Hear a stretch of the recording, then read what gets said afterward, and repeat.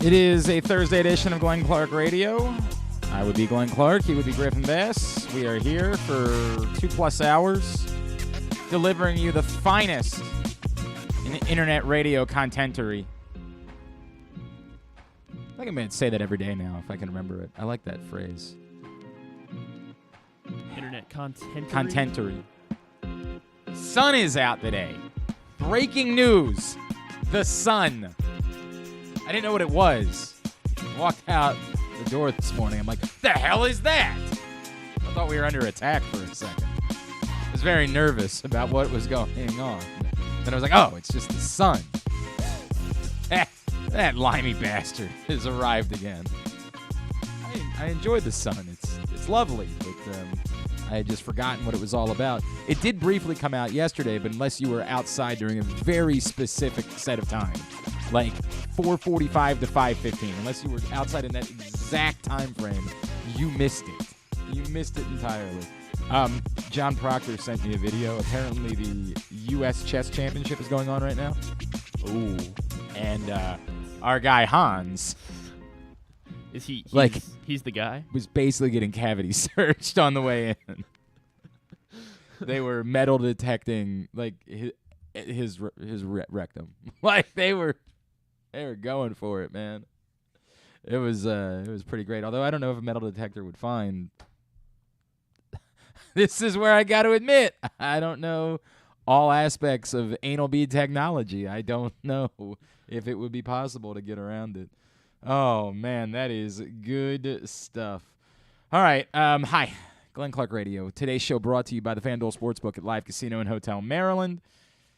You can win 2 tickets to the Super Bowl right now just by making a $25 Super Bowl futures bet.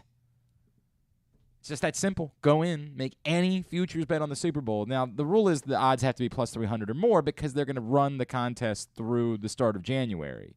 And when we get to January, it's totally possible there might be a Super Bowl futures bet that is available that is less than plus 300 odds. But right now, not a concern.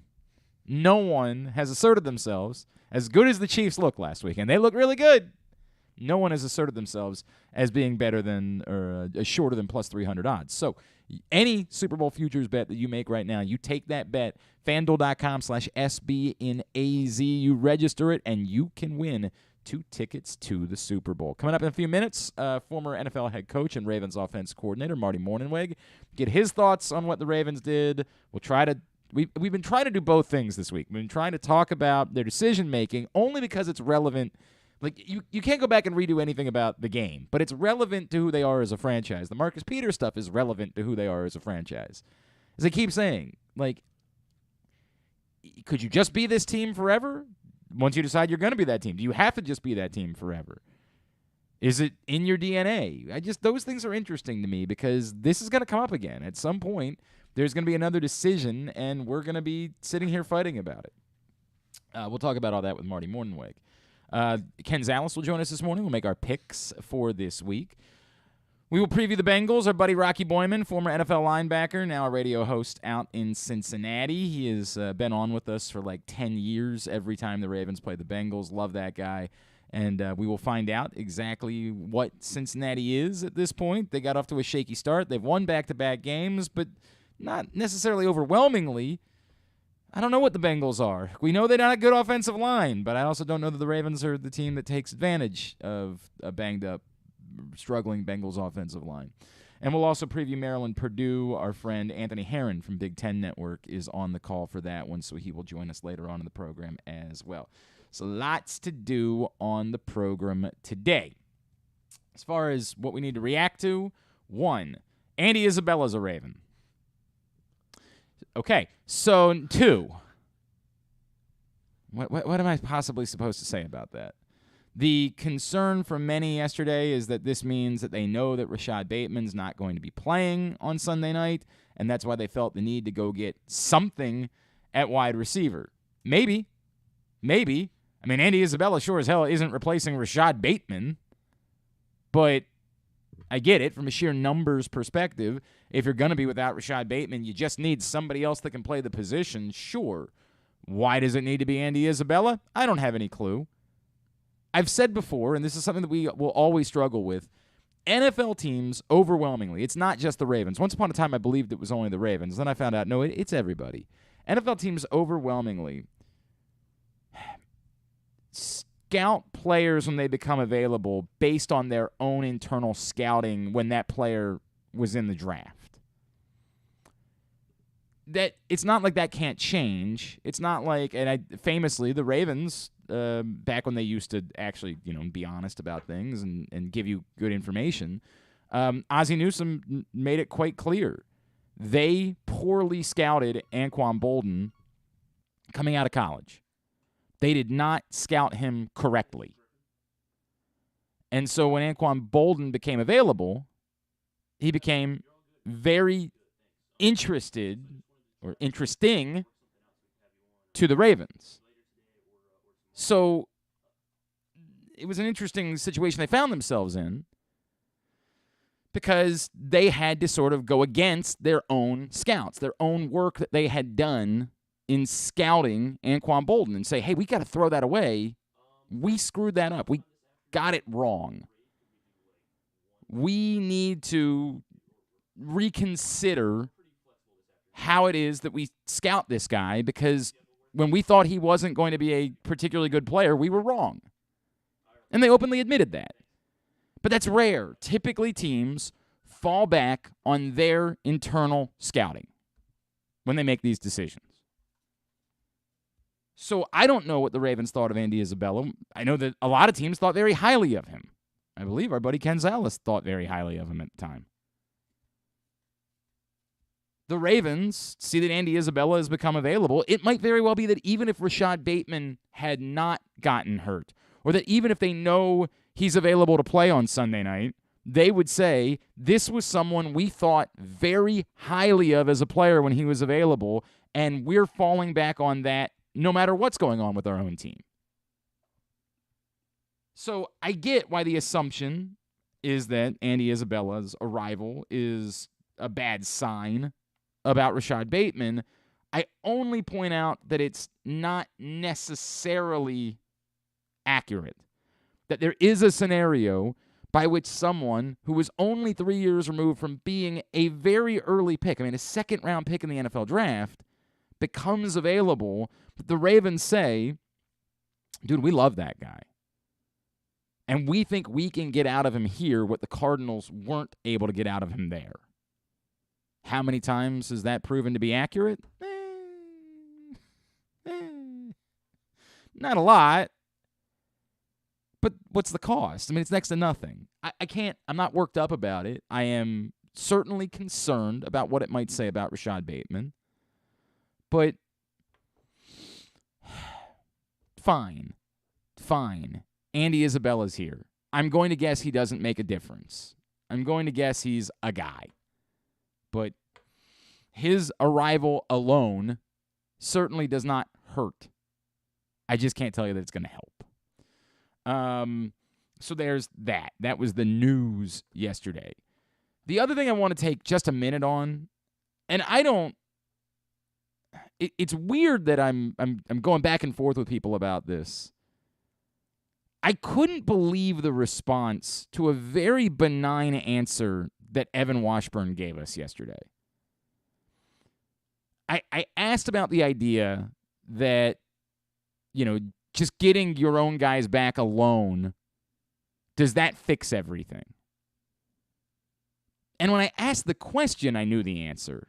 I'm just posing it to someone who's a guest, who's authoritative, literally covers the league for CBS, is working top broadcasts every week around the NFL, just did the Ravens game on Sunday, and as we all know, Evan is also uniquely involved with the Ravens, doing preseason games for them. Evan knows the Ravens probably even a little bit more than the other teams that he covers around the NFL. Lives here. It seemed like a very relevant question to ask because I think a lot of us are thinking about it. I talked about it during the postgame show on 105.7 The Fan. We do a segment called I'm Tired. I said what I'm tired of is not knowing. I'm tired of not knowing how much that will fix things. I don't know if the Ravens' problems can simply be solved by if they can just get Ronnie Stanley back on the field and just get Tyus Bowser back and David Ajabo into the mix, and they didn't have Justin Houston last week, and Gus Edwards gets back at some point. Like, does that just solve things? I'm being very disrespectful to Charlie Kolar, obviously, in the process. I don't know. And Evan's answer was essentially he doesn't know either. But he just said it in a really unique way. He said it where he said, even getting Ronnie Stanley at his best form back, which, again, I think any of us would say that seems unlikely to get the best version of Ronnie Stanley back at this point. I think we've all accepted that, like, we're hoping he could be 80% of that because that's still quite good. But saying, even if we got Ronnie Stanley back at the best form, I don't think that fixes all of the Ravens' problems. It's a very benign answer. I would have been more... the people that have responded back to say, well, duh, I think are far closer, which is, yeah, I mean, right. Of course, not one player alone can solve everything facing a team. How is Ronnie Stanley's return going to fix the Ravens' edge rush? And then he followed it up by making a point about David Ajabo, which is, are we expecting David Ajabo to come in off a torn Achilles and be Micah Parsons? What do we think David Ajabo is going to be? Which is also extraordinarily fair. I like David Ajabo. I like the pick. But how much are we pinning on the idea of someone coming off a torn Achilles, not a season ago, a torn Achilles in the spring, rushing back to the field as a rookie with no preseason and no playing experience in the NFL? How much are we expecting from that? I know we got very excited about Gunnar Henderson. I was like, hey, man, let's settle down about Gunnar Henderson. He's never played in baseball. And then all of a sudden, for 2 weeks, we're like, holy crap, it might be the best baseball player ever. You know, we saw over the totality of Gunnar Henderson's cameo, it kind of evened out. What did he end up hitting? 250 for his stretch, his 32 games or whatever it was that he was called up for. He wasn't the greatest player in the history of baseball. He was about what you would expect from someone who was getting their first taste of being a major league player. What was it? It was 261. 261. Sorry, I didn't mean to be disrespectful. Actually, it was 259. Sorry. After yeah. Well, did he play in the second game yesterday? I thought he didn't. That's why I just was looking at the first game. Whatever. 259. 259. Which, again, it doesn't scare me off. I think Gunnar Henderson's going to be really good. This is not me taking a shot at Gunnar Henderson. It's just, like, we need to be realistic about what we think guys can be when they make this adjustment. And that was my point about Gunnar Henderson all along, is like, really? We think this is going to save this team offensively? He's a 259 hitter. What was his on-base percentage for? His OPS was 788. So I'll have his on base in 2 seconds. Dramatic moments. 348. 348. That's outstanding. Like, second highest on the team, I think. My God. That's incredible. That's out. I mean, you can't help but get a little, oh boy, when you hear that. But still, like, let's be fair. It's not like he was Manny Machado. Like, it's not like he was, Alex Rodriguez, immediately the best hitter in all of baseball or something like that. And the point remains the same for David Ajabo, which is David Ajabo, I think, could be a good football player, and maybe if he returns this year, could be a helpful piece. My buddy Spencer Schultz made the comparison. Well, they just needed to be better than Steven Means. Okay, and it seems reasonable enough, but do we know for sure that a rookie coming off a torn Achilles in the spring, who's never played in the NFL and who didn't have a preseason, can definitely even be better than Steven Means? I think it's a reasonable bar to hope for, but I don't think we know that. And again, if that's what he is just a little bit better than Steven Means, does that fix the team's edge rush problems?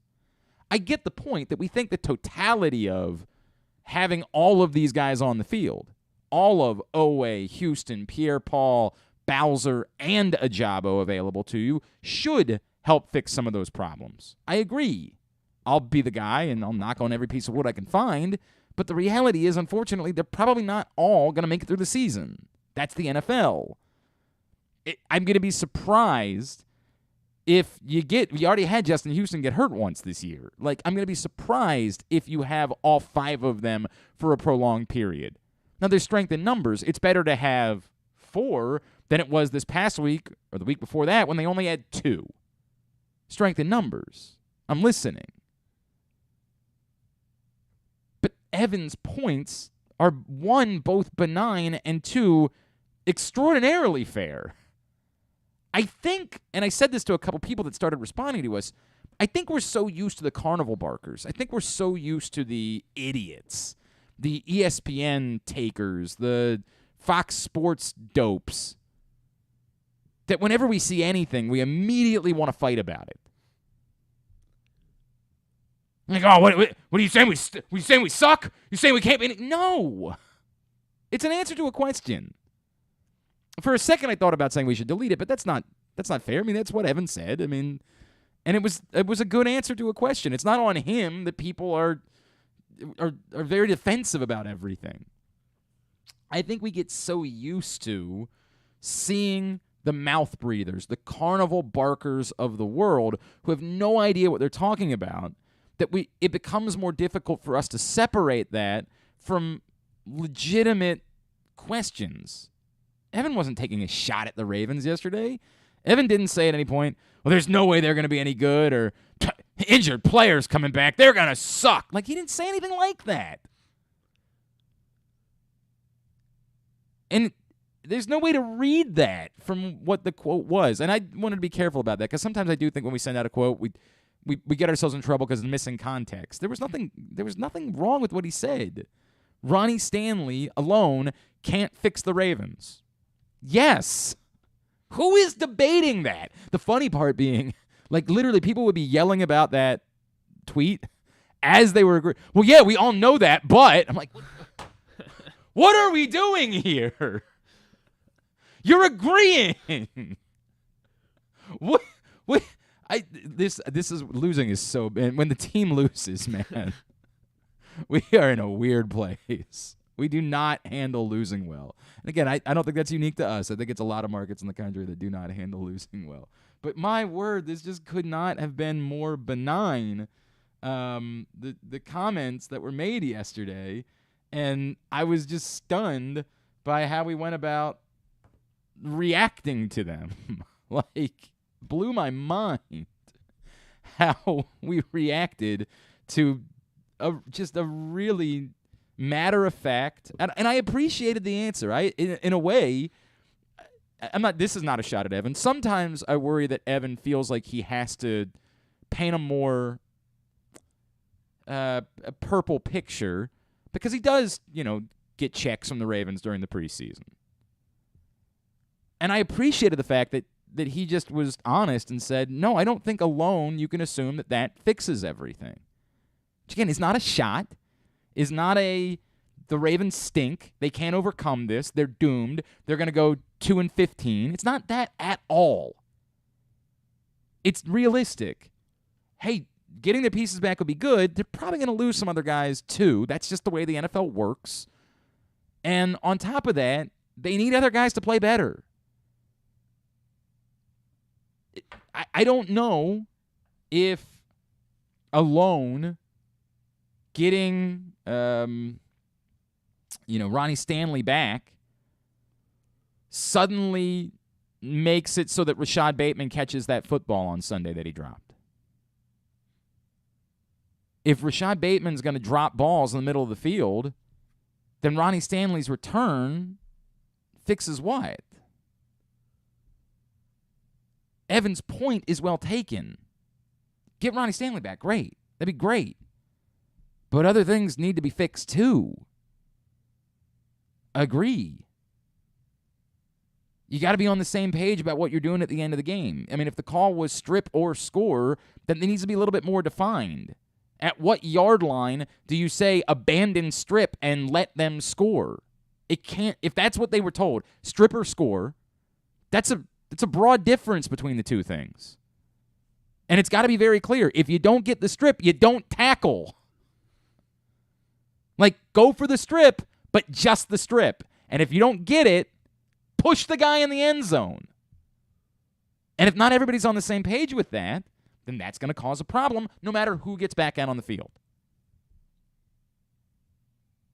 Those issues alone aren't solved by the returns of players. I don't know how that's something that we would debate. I don't know how that's something that we could fight about. Kyle Hamilton miscommunicating doesn't get solved just because David Ajabo is back on a football field. I don't think.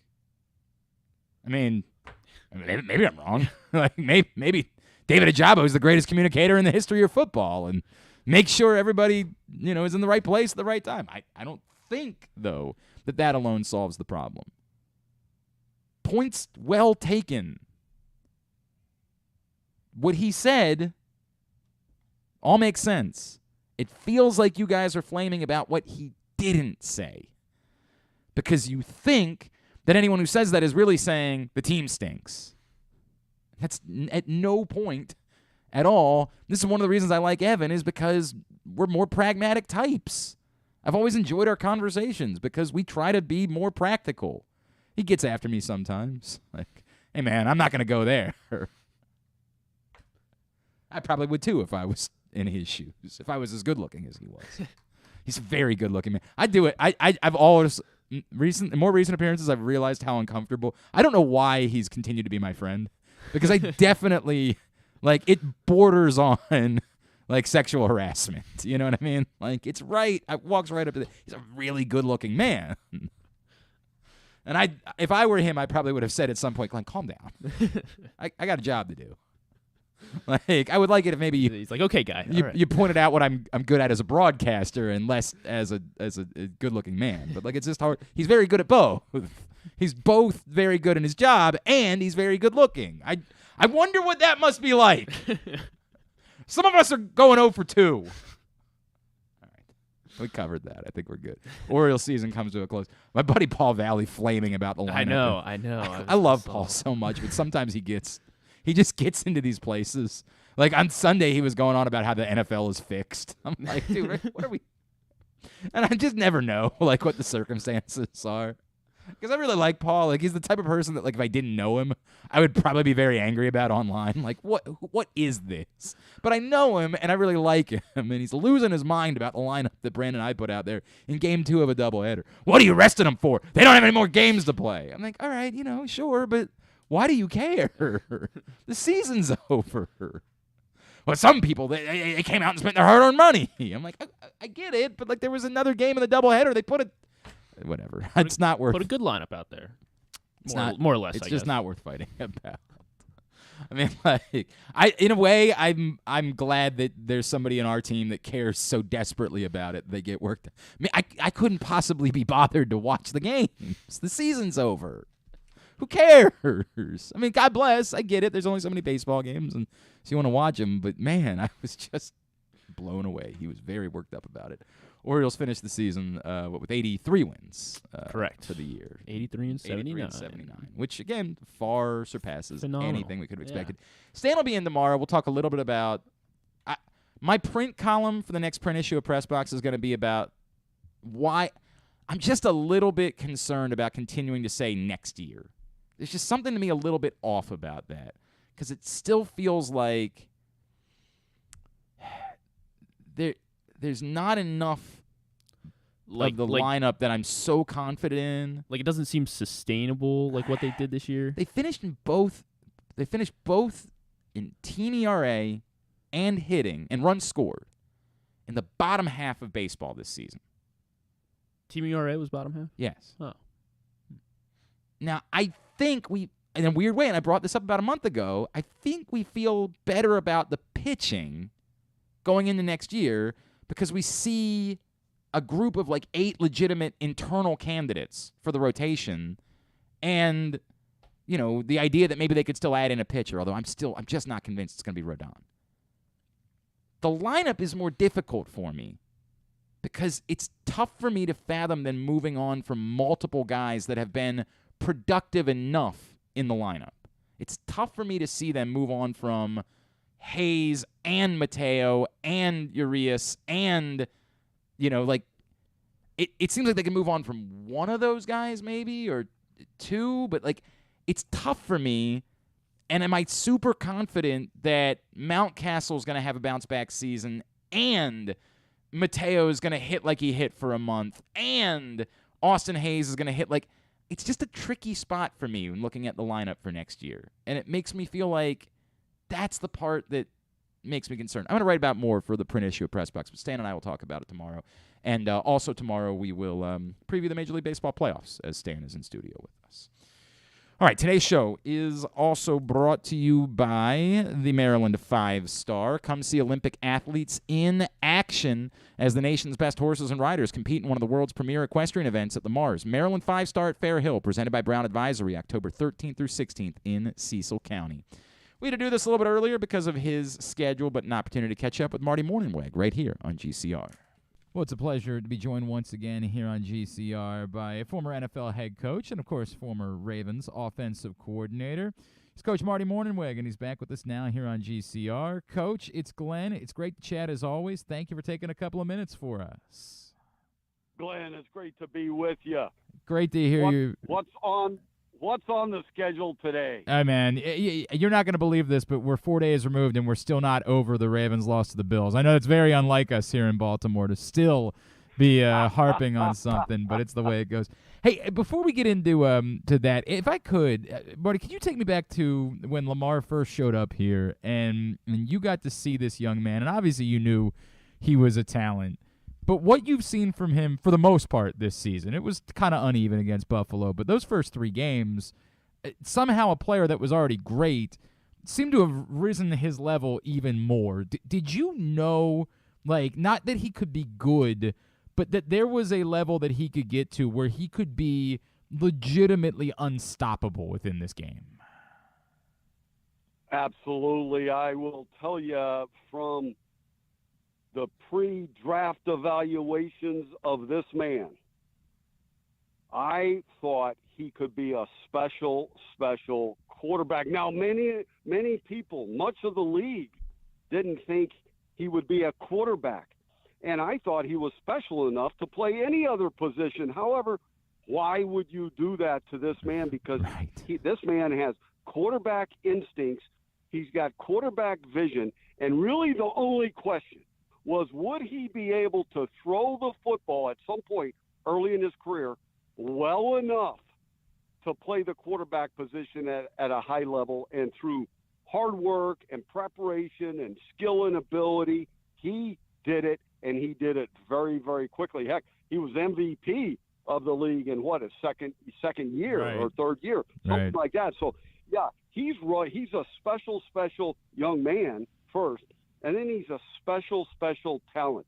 He's really smart. He's got instincts and feel of the game that surpass most regular players in the NFL. But are you seeing something from him this year that's, like, again, even based on what we'd seen in his MVP season, I still feel like we had seen something in these first couple games this year, the command of the offense, the confidence in the throws that he was making. It just seemed like he had somehow, even this year alone, raised his game from what was already a very high level. Well, that comes from 2 things. When you're talented and you have instincts, the experience counts, and that goes a long way. And then the other thing is reps. He's got so many game reps now that he understands exactly what he can get away with and what he can't. I mean, it's been remarkable to watch. It's been absolutely remarkable to watch here. Marty Mornhinweg is with us here. Exciting and dynamic, isn't he? Yeah. Yeah, we don't take it for granted, I promise you, Coach. We know how special it can be. Coach, obviously this week the big storyline in Baltimore is what happened at the end of the game and John deciding to go for it 4th and goal from their 3-yard line there at the end of the game, and it didn't work out, and the Bills go back down and score. And I want to start there because I don't want to talk about, kind of the reaction to it. But I'll admit, Coach, I love the Ravens being aggressive. Like, I like the idea. But this one, to me, even in the moment, I didn't think it was it because you presented the possibility for your opponent to get the ball, and you never see the ball again at the end of the game, which, of course, is exactly how things ended up playing out. There was so little time left on the clock that, they now know all they got to do is march down, get 3 points, run the clock, and the game's over. Is there, when you decide to be an aggressive team, when you decide you want to be the team that's going for it and trying to win, do you have to always be that team? Like, do you have to, hey, this is who we are, this is what we do, this is how things are going to be? Or is there still room in there to say, hey, but in certain circumstances, maybe this doesn't make the most sense? Glenn, you hit it on the head. These analytics, right, they've made all of these teams much more aggressive. Now, look, we were using analytics before it was called analytics, but teams are so good at it now, and I will tell you, the Baltimore Ravens have a great analytics team there. And John knows exactly what the numbers are every single time. Now, look at that exact situation right there is probably somewhere between a 2 and 5% lean towards going for it. And I thought John explained it beautifully immediately after the game, to the point where any reasonable person could understand the logic. But once you're under that 5%, then it becomes a coach's decision. So John decided to go for it there, and there were some good reasons that he explained. The worst possible would be the Buffalo Bills get the ball at the -2 in a tight game, which is much different than getting it at the 20 in a tight game, or at the 25 and the Ravens are up by 3. His biggest concern, right, was given decent field position to Josh Allen and the great Buffalo Bills offense, right, against his defense. And look what happened at the end of the game. I mean, what he was concerned about actually ended up happening. Now, look, if the Ravens were up by 3, is it different? Yes.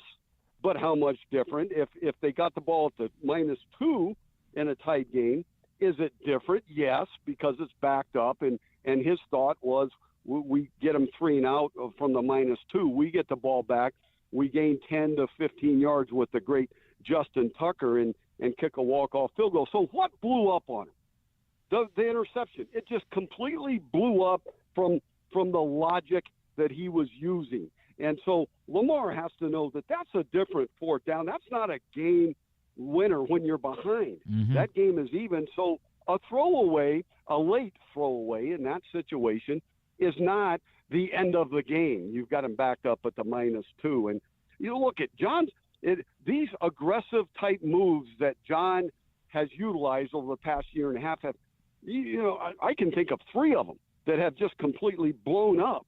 He's gone for 2 a couple of times to win the game, and they don't get it, and the game's over, and they lose the game. So my thought is, rather than the decision-making process, because I think it's reasonable, I think John is trying desperately to put his team in the very best position possible to win the game.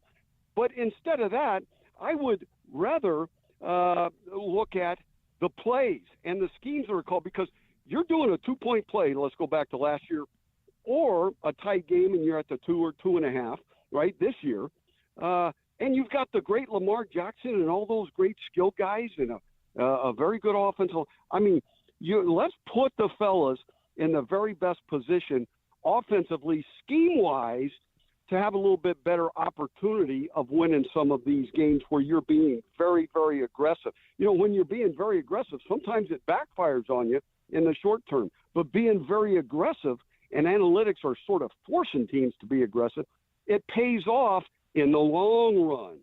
But it might bite you in the butt in the short term, and that's what's happened to John and the Baltimore Ravens. I would tell John, keep being aggressive. I remember coaching for Andy Reid, being the offensive coordinator and calling the plays in Philadelphia for most part of a decade. Something would blow up on us, and he'd walk by me and say, "Stay aggressive." And so I think that aggressiveness pays off in the long term, the course of a program, or over 10 years, and certainly sometimes in a single year. But on occasion, it might bite you in the butt in a particular game, or even the course of a particular year. Marty Mornhinweg is with us here on GCR. Coach, do you worry at all about the scene that we saw unfold on Sunday where, it was ugly at the end of the game, but apparently even before, when the decision was going down, Marcus Peters was running down the sideline trying to get after John to call a timeout, that there's clearly – we've heard so much from players in the last couple of years, hey, we like this. We want to be the aggressive team. That's what we want to do. This is the first time we've really seen anyone, loudly state the opposite. And Marcus didn't even really state it as much as it became public knowledge because of what we saw on the field. Do you worry at all about that the impact that maybe not everybody's on board? Do you have to regroup? But, clearly the two of them have to talk, but is there a bigger impact on the entirety of the team when you see something like that? Absolutely, and trust and communication goes a long way in anything, but especially within a football team. So, John, when I was coaching there for several years, right, more than several, he did a pretty good job, I thought, of explaining to the team in the offseason and training camp and before each game of what his thoughts were about being aggressive and some of the uncommon type of decisions made and why. You have to communicate that to your team. Now, it looked like he had absolutely no thought that his defense could stop the Buffalo Bills by going for it there. However, I look at it like he had great confidence in his defense as long as they were backed up at the -2, because his thought was, hey, at the worst, we're going to have them at the -2, get them 3 and out, get the punt, those type of things. Now, I will say, the defense is not a defense that the Baltimore Ravens fans, players, the organization is used to. It's just not this year. And there's many different reasons for that. So John's got to play a little bit different logic game with that type of defense. I mean, the Baltimore Ravens are used to having a defense that will just stomp people out cold. And that's not the defense that they have right now. So they have to play just a little bit different. And you saw what the Bills did. They went right down the field, and they were kneeing it. The back went down. I believe that Baltimore. I think there might have been a communication lapse when Baltimore. It looked like most of the fellows were trying to allow Buffalo to score. That would be their only chance. I thought that was a good, logical thought process there. Buffalo didn't fall for it. The back went down. Then the quarterback sneaked it for the first down, and they victory. Now, so that happens. That's what John was concerned about if he kicked the field goal. Now, I'm not taking up for John. That could have gone either way. I think many coaches would have kicked it and said, okay, defense, go win the game. Okay, so John said, no, we're doing it a little different way. And some of it was due to analytics, I'm sure. Some of it was due to gut instincts. And I think John typically has really good gut instincts. It's interesting. By the way, I completely agree. And in fact, as was pointed out, the analytics, essentially, the numbers say it's basically a crapshoot, right? Like, to your point, there's a slight advantage the one way, but I think all of us that look at data and understand the way statistics work would look at those two numbers and say, well, if it's 65% one way and 63% the other way, that means it's even. We got to make an adult. We have to, as a human being, as a leader, make our own decision at that point. So I agree. It can't just fall down to analytics. Coach, I guess. And then you have, I don't want to interrupt you, but then you have the great Lamar Jackson from the 2-yard line. Are you kidding me? Right. All right. Put him in. I was a little surprised at a drop back call. I was surprised by that. I think that they should have put him on the run just a little bit and give him a run-pass type of option in that type of situation. Utilize in that situation, utilize your great quarterback's instincts and talent. Before I let you go, Coach, I want to ask this question broadly if I could. Obviously, there's nothing we can do about what happened on Sunday any longer. We're 4 days removed. It's over. But moving forward, I've been trying to take a general. This is the quarter poll, right? Historically, this is the first time we've always thought it was fair to try to figure out what a team is so far. And the Ravens are 2-2. Statistically, they're a very good football team in a lot of ways. They've trailed for all of 14 seconds through 4 games all season long. The wrong 14 seconds, of course, but that's it. It's only 14 seconds. But there's this flip side argument that somebody would say, you can't be a good football team if you blew 2 different 3-possession leads at home in as many tries this season. Like, you can't say you're a good football team if you're the team that blew 21 and 17-point leads at home during the course of a year. When you look at the totality of the Ravens 4 games in, are they a good football team? Here's the situation. When a 17 or 21-point lead evaporates and you lose the game, is that once in a blue moon type of episode, right? Because those things might happen once every decade or once every few years, right? Or do you need to adjust? Do you need to change? On defense, I'm talking about, when it happens twice, there has to be some adjustments, some changes. And if you don't do it, it's likely going to happen again. So I think they're a dynamic. It's cool to watch them because they're so exciting, and much of that's due to the great Lamar Jackson. But they're not the defensive football team that they once were, and for really 2 decades worth of crazy good defense. It's not that type of team. They may have to outscore people. They may have to stay even more aggressive on offense in the fourth quarter with a lead. That used to not happen in Baltimore. They are unused to playing that type of style. So, yeah, I think they're a heck of a football team. The Baltimore Ravens can beat anybody on any given day. They can also likely lose to some of these teams on any given day, depending on how aggressive they are and how good their defense is holding up to some of these great quarterbacks. They've played some really good quarterbacks, and some of your defensive stats, I remember it would be 5 games into it, and on some of these teams I've been on, and our defense has not played one of the top 10 quarterbacks yet. And so those stats are a little fluffed up until you play some of these great quarterbacks in the league. And that's what Baltimore has faced early in the years, a couple really good quarterbacks. So, yeah, I think they're a heck of a football team. They are so exciting to watch. And like I said, much of that is because of the great Lamar Jackson. But their defense is not what once was, and not what the fans have come to expect from the Baltimore Ravens. At Marty Mornhinweg on Twitter is how you follow him. I know, Coach, you're very involved with the 33rd team nowadays, aren't you?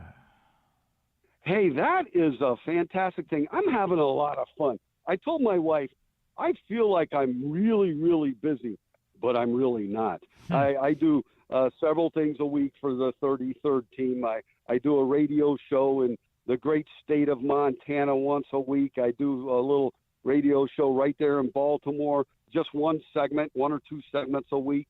And then I do the color on TV for the conference games for the Montana Grizzlies, and they're ranked 2nd or 3rd, depending on which poll you look at, in the country at the 1AA level. Man. So I've had a blast doing all of that. I've never done the color before, so it's what I did, Glenn, was I woke up the morning of my first one, which was a couple weeks ago, because it's only the conference games. I said, you know what? I'm going to do it my way. I'm going to do it my style. I'm going to turn it loose and let them stop me. And they haven't stopped me yet, so it must be going A-okay.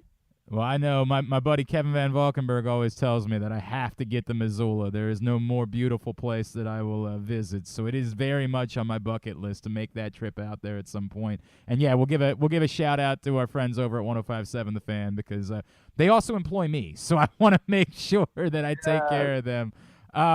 Coach, always. Glenn, you were talking about Missoula, Montana. I'll tell you, I coached back east for much of my career, except for in San Francisco, where I was a coordinator. But I would run into people out east, and they say, "Oh, you played at First of all, they get Montana and Wyoming mixed up sometimes, or Montana and Idaho. And I said, "Yeah," and they said, "Oh, I always wanted to get out to Montana." And I would say, "You're never gonna go." Now, Glenn, they're coming. It's gotten, every time I come back into town, it seems like there's more cars on the road. I think Montana has been figured out by some of the population in the great United States of America. Get there. I got to make the trip. Coach, I truly appreciate taking the time for us this morning, sir. Thanks so much for doing it. We'll hope to catch up with you again down the road, all right?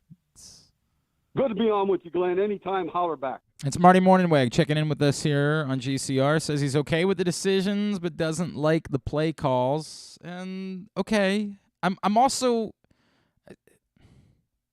in a lot of situations I probably agree with that. You're not going to get me to agree about this decision. You'll never be able to get me to agree with this decision. The clock is too much of a factor. Way too much. There's way too much risk of you not seeing the ball again. I can't get on board with that. You can tell me all you want. It's not analytics. Been through that. The numbers don't say it. You can have as strong an opinion as you want to have. Bless you. But you'll never get me to get on board with taking a risk that involves you potentially not seeing the football again. So that's where I am. Maybe we'll put it to bed. Nah, it's not true. Until we play another football game. And there'll be a scenario where it comes up again. That's the way it's going to go. All right, today's show also brought to you by the all-new Ginsu Kamado Grill. Come get a sample of the cooking from the Ginsu Kamado Grill before this week's Ravens game at the Game Day Firehouse, located at the Firefighters Union Hall, just west of the stadium, 1202 Ridgely Street. You can stop by, try some food, enter to win a Ginsu Kamado ceramic grill and $500 worth of grilling meats. The all-new Ginsu Kamado Grill is available for pre-order. GinsuGrills.com. Use the code TAILGATE and save $100 when you do. It's the perfect ceramic tailgate or home grill for searing, grilling, baking, and smoking all kinds of food. When we come back in, it's time for us to make our picks. KZ will join us. That's next. Glenn Clark Radio. The Baltimore County Police Department is hiring. Entry-level officers start at close to $59,000 a year with a $10,000 bonus. Some restrictions apply. Plus a great retirement plan, medical, dental, and vision insurance, advancement to specialized units, tuition reimbursement, 15 sick days earned per calendar year, and even further incentives for military members and veterans. If you have a passion for service and want a career for life, visit joinbaltimorecountypd.com or call 410-887-5542. You must be a United States citizen, possess a valid driver's license, and have a high school diploma or GED equivalent. The Baltimore County Police Department is an equal opportunity employer.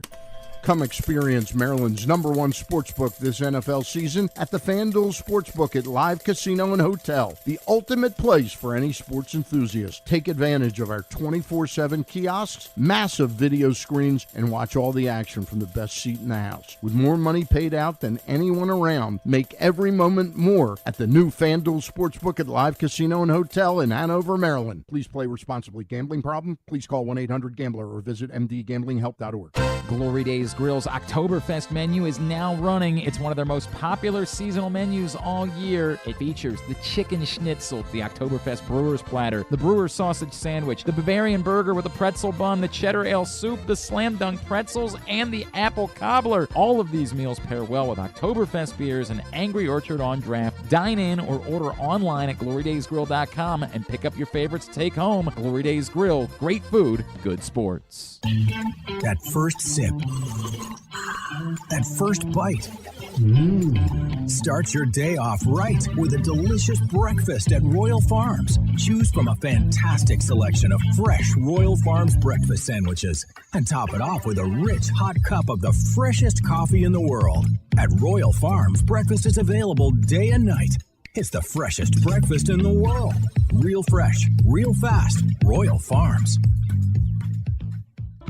Have you been to Guilford Hall Brewery? Located in Baltimore's Station North neighborhood, Guilford Hall Brewery breaks the craft brew mold with their great handcrafted microbrews and amazing Bavarian-style food selections. Join Guilford Hall 7 days a week for Orioles, Ravens, and all of your favorite college games. Make plans now to watch the big games, play trivia, or bring your dog for Yappy Hour. They even have free valet service on Friday and Saturday nights. Go to guilfordhall.com for a complete schedule of events, beer listings, and food and drink specials. We'll see you at Guilford Hall Brewery.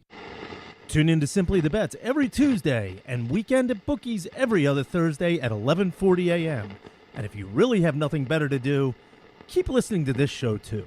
The Toyota Tacoma comes in a range of models and trim lines. You can choose the perfect Tacoma to reflect your unique personality and driving habits. Check out buyatoyota.com for deals on new Tacomas from your local Toyota dealer today. Of course, no baseball tonight. The playoffs get underway tomorrow. I did not realize how they're doing this wild card. I don't know how it just, completely slipped my... They're doing it all in 3 days.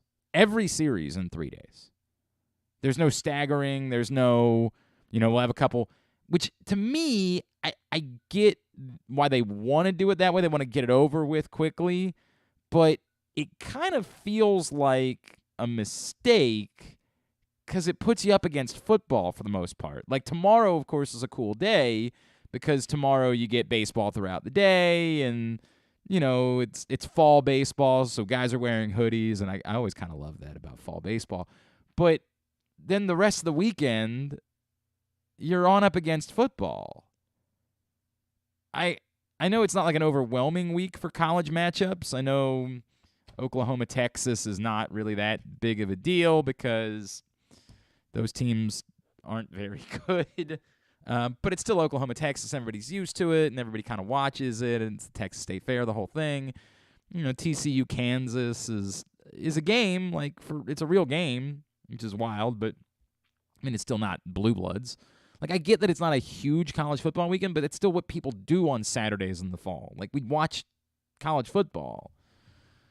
So, and then on Sundays, obviously, when you're going to have these deciding games, however many of these series go to 3 games, the deciders are all on Sunday when we're all busy. We all have other plans on Sunday. Sundays are when we watch football. So I don't get why they decided to do it this way. I don't know why they wouldn't have staggered them so maybe Game 3 would be on Monday when at least there's only one football game and you could start it maybe a little bit earlier. You could start a game at 6 o'clock or something like that. Do you think it would have been better to just make them 4 all 1 game playoffs, winners in? Yeah, I've never liked the idea of your season. I know this is the funny part, right? Nothing creates better drama in baseball than a 1-game playoff. Oh, yeah. It's the greatest thing ever. Whether it's a game 163 or whether it's the 1-game wild card. Obviously, the Orioles have been on both sides of the 1-game wild card over the years. Of course, winning in Texas 10 years ago, losing in Toronto 6 years ago. So it's a weird feeling that I have about it because it's not fair for a 162 baseball game season, right, for you to say you're in, but you're in to play 1 game. It's not fair, but my God, it's good television. Oh, yeah. It's enthralling. And as you expanded the playoffs, it wouldn't be fair to have a division winner. That would be what I would come back to. It wouldn't be fair to have a division winner have their season come down to 1 game. Maybe they'll just expand it to 8 then, and then the 3 division winners are guaranteed. Yeah, well, no, the math doesn't work. They could do 7. They could do 7. I guess they could do. You're saying they could do 7. The math still doesn't work. They do. If you do 7, you say the 3 division. So 4 wild card teams. They all have to play each other, but you end up with 2 teams coming out of that. Then now you got 5 teams left. That math don't work. The math don't math. Another 1-game playoff. I get why more 1-game playoffs. I get why it is that they did it this way. I just don't. It seems like they should have mapped this out for it to be during the week. Again, they kind of got screwed here. They don't want day 162 to be on a football Sunday because then day 162 gets lost. But is it better to have playoff series happening on football days? Those would be the deciding days if there's games on Sunday. I guess maybe in hindsight you should have tried to figure out a way, work with the schedule makers to say, hey, have game 162 be on that Monday and then be able to start these things on Wednesday so that they go Wednesday through Friday. That probably might have been the better way to go about doing it. Yeah. Again, you're up against 1 football game on Thursday, but that's 1. You're up against 1 football game on Thursday, not a day's worth of football. I just didn't realize. And again, I think a lot of people don't realize that whoever the higher seed is hosting the entirety of the series. That's the other part. If the Orioles had snuck in, they weren't going to get a home playoff game. Not in this series. They would have had to have won this series in order to be guaranteed a home playoff game. I think people are going to be a little caught off guard by that. There is a serious advantage, even in a 3-game series, to the home team because they get to host all of it. It's a 3-game series. It's like playing a weekend series during the regular season. This is the Braves and Mets playing in Atlanta last weekend. The entirety of the series is being hosted by the higher seed. So kind of weird how that all plays out, but that gets underway tomorrow. Football tonight, but it's not a good one. It's Broncos-Colts. It's a real bummer. Is KZ ghosting us? Is that I guess so. I'll try him again right now. Try him one more time, but then we just got to make our picks with or without. Do we have his picks? Yes, I have his picks. So he just wouldn't. Well, his first one, he said. I guess should I just give it away? I don't know. His Maryland pick, he was like he might actually go with Maryland. But he said maybe. He said he didn't know. He said he's about to. It's about to not be a choice. Like it's about to be. He's going to have to, because if he doesn't answer his phone, we've got no other option than for him to go ahead and pick it. We make picks every Thursday here on GCR. 3 college games, 6 NFL games every week. Here's where we are. Myself and KZ are tied atop the table. We're both 23-19 on the year. Then 2 games behind us, you find Kyle Ottenheimer, the former producer of the show, who perished in a fiery automobile accident. 3 games behind us, you find both former producer Paul Valley and current producer Griffin Bass. A game behind them, 4 games back at the top of the table, is where you find John Proctor, the former proctor of the weekly quizzes that we used to do. He's the proctor of trivia at Ocean Pride on Wednesday nights. John Proctor, 4 games back of us. He's in second to last. 4 games clear, but only 4 games clear, of the current worm, who is our friend Andrew Stetka. Andrew Stetka, 8 games back at the top of the table. He's 15-27. Of course, a reminder that top of the table, we're playing for a little bit of cash. Bottom of the table, we are playing to avoid being the one who has to come in here, eat a worm burger. By the way, Tim from Bel Air sent me an idea for the next side bet that we do, and we'll have to think about that. We're not doing it this week. Maybe next week. Maybe we'll think about it. But yes, it's just too complicated. Maybe it won't work as a side bet. It might need to be a longer term bet. But yeah, Tim will make the worm burger. The loser's got to come in dressed up like the worm, Dennis Rodman, in the wedding dress, or the white dress, whatever we want to call it, as well as has to perform the worm Scotty 2 Hottie style. But then whoever they perform the worm on gets to give them a Rikishi-style stink face in order to get their heat back. That's what's at stake. There's a little bit of cash at the top of the table, but a little bit. Did you? He's here. No, did you pay me? Oh, yeah. I've did you? I've Venmoed you yesterday. Maybe you did. I didn't. Whatever. I'll believe you. All right. I still think there's 1 or 2 of you that haven't paid me, so get on that. Joining us now is Ken Zalis. What's going on, KZ? How you doing? I'm all right. Am I really playing Jared Goff over Aaron Rodgers this week?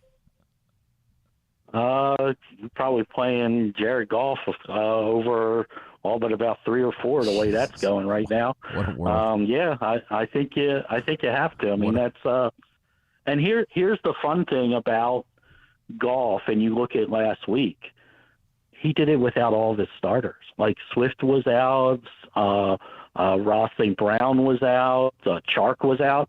He did it with the B team last week and still put up numbers. I mean, I hear you. I'm still struggling with it. I'm still struggling with the idea that I'm doing this.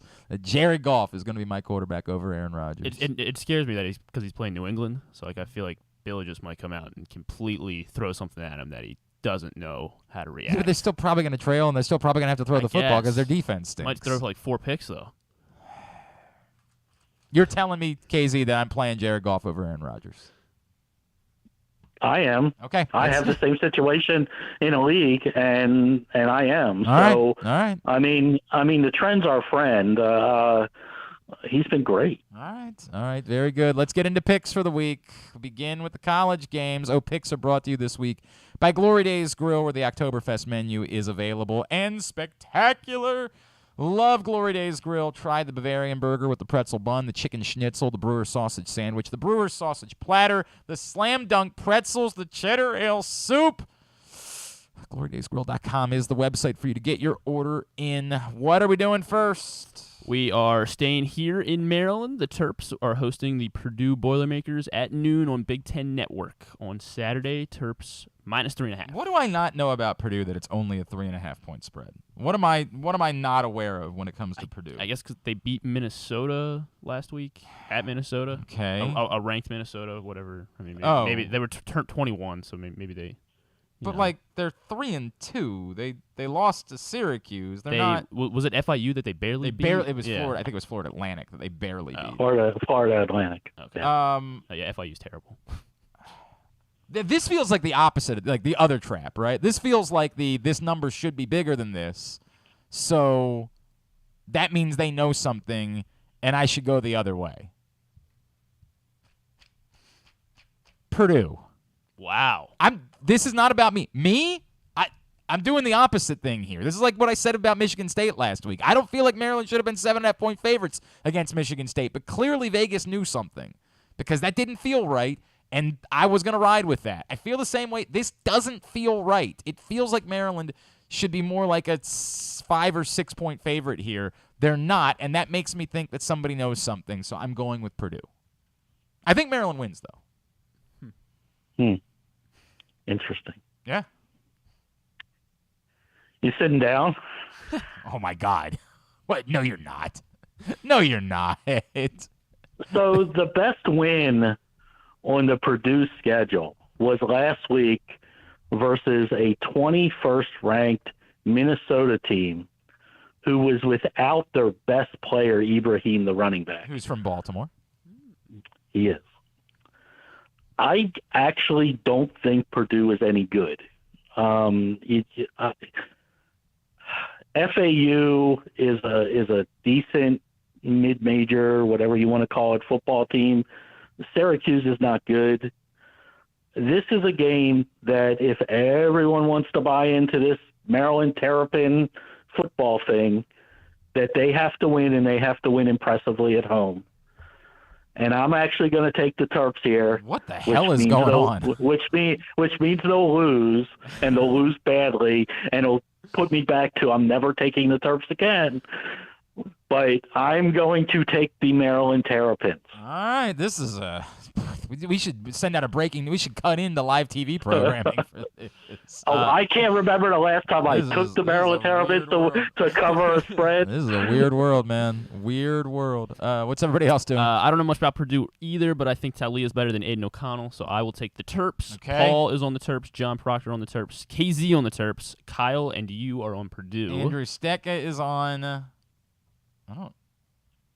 Purdue. Oh, okay. Yes. All right, so pretty split. Oh, good. Pretty split. Yeah, there we go. That is terrible news for me. Just the worst news I could possibly get.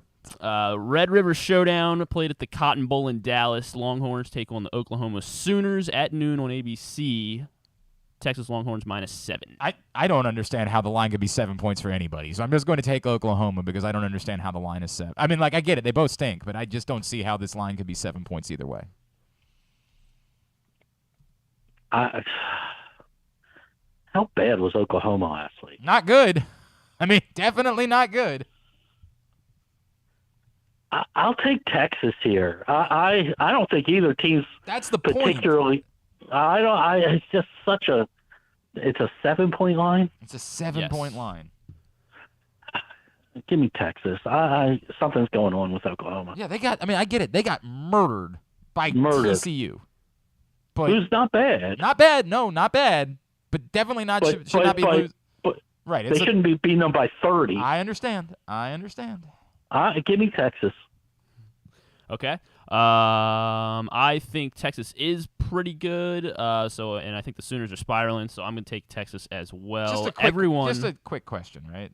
You think they're pretty good? I mean, they played Bama pretty well. Yeah, that's the only thing we have that would suggest that is that's that they played Bama close. Enough they for me. Also lost to Texas Tech. Oklahoma's lost 2 in a row. Give me the Horns. Okay. Everybody's on Texas except for you, Glenn. And that includes Andrew Stecca. So I guess how I am lone wolfing it on Oklahoma. All right, and then final college football game, also at noon on Saturday, number 17, TCU Horned Frogs against the Jayhawks. College game day will be there. They're number 19, Kansas is. TCU -7 favorites. Yeah, I don't love the road. I don't love that line, but I do kind of tend to lean with the idea. Well, oh, damn it. You know what? Just for funsies, I'm going Kansas. Just for funsies, right? They're hosting college game day for the first time. What the hell? Why not? I'm going Kansas. I don't know anything about this game is really what I'm saying here. Go ahead. This feels like the letdown of all letdowns. Like they begged to have College Game Day because, I mean, it's a nice story. You're Kansas. You haven't been good in forever. You're 5-0. I don't know who you really beat. You beat Duke. Good for you. TCU looked awesome last week. I just don't know that Kansas can score with them. I'm going TCU here. So Kansas, they're ranked at 5-0. Last time they did that was 2009. They didn't win another game that season. I think it's very possible history could repeat itself. They have a tough schedule here. But I love this Jayhawks team. I'm riding them until the wheels fall off. So I will take the +7 with Kansas along with you, Glenn. But I think TCU wins at 38-36 in quadruple overtime. You're going to go 4 overtimes, and they're only going to get to 38-36? Yeah. Well, I was going to say, that's a low score. That means the game was like 14-14. Remember regulation. was it Indiana that was in one of those games? Well, because they do the 2-point conversion now, so there's but in less. the third overtime, they'd start doing that. They don't do that in the first overtime. Yeah, I think it'll be 38-36. Okay. Me and you are on Kansas. Everybody else on TCU. Including Andrew Stecca's on TCU. Okay. Man, Glenn, this is going to be a flip at the top. Yeah, there's going to be a flip at the top. By the way, bad news for you this time that you are on board. Yes. All right, next. All right, we're not doing Thursday Night Football tonight. So first NFL game will be the London game played at Tottenham Hotspur Stadium. Giants take on the Packers. Green Bay -7.5 on NFL Network at 9:30 in the morning on Sunday. That's a big spread, man. That's a big spread for a Saturday or a Sunday morning game. I don't love it. Giants.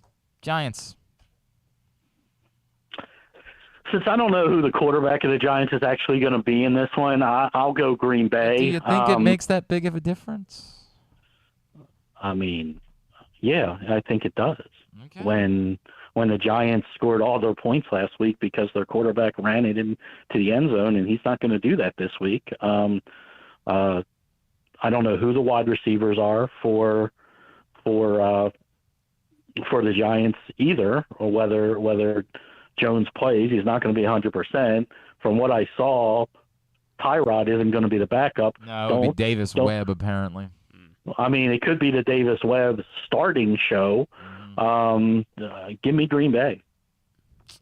All right. I don't have much confidence in the Giants either. I don't like the Packers a whole lot as well, so I'm going to take the Giants too.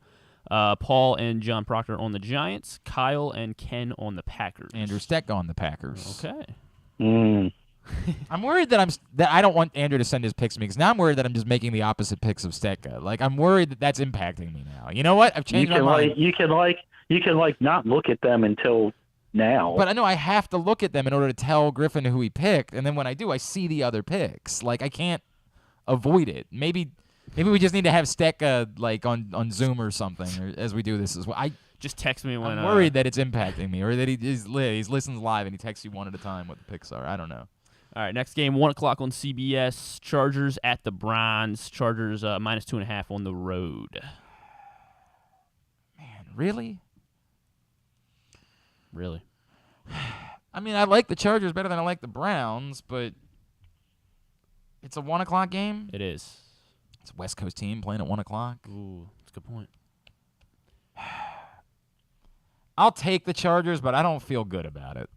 Like, if it was more than 3, I obviously would take the Browns. I don't feel good about this pick at all, but I'm taking the Chargers. That's about where I am with it as well, because it's only 2.5. I don't like the whole West Coast thing coming over at 1 o'clock, but what's there to feel good about with the Browns at this point? There's not much. I know they looked good the 1 week where they threw the ball a little bit around, but give me the Chargers. My gut's telling me Browns for some reason, and I hope they lose 31-30 like they did to the Jets. So I'm taking the Browns. Everybody else is on Chargers, including Andrew Steck. All right, so there you go. Browns. There you go. Lone wolf in it. Next up, Atlanta Falcons at the Tampa Bay Buccaneers. 1 o'clock on Fox. Tampa -9. How's it? Look, I get it. The Falcons completed 7 passes last week and lost Cordero Patterson. So I kind of get it, but at the same point, like, have we seen anything from the Buccaneers that suggests they should be 9-point favorites? This is where I'm going to just – you know what I'm going to do here? I'm going to say this is the moment where Tom Brady wants to remind everybody that he's still Tom Brady. And for whatever stupid reason, I'm going to roll with the Buccaneers. That, like, given all of the tumult in Tom Brady's life, like, this is the moment, his back's kind of against the wall, where he's like, yeah, don't forget I'm Tom Brady. So, Buccaneers. I hate this 9. I mean, it's insane, isn't it? I mean, I know Atlanta didn't play particularly well last week, but the loss of Patterson doesn't. I mean, he's been good, but it doesn't bother me. They have other guys that I think can run the football. I think this is the week that Tom Brady shows that he is Tom Brady and that he's a 49-year-old man playing NFL. Well, he's been doing that for weeks. With not practicing this week. Shoulder, finger, all kinds of things going on in his life. All kinds of things going on in his life.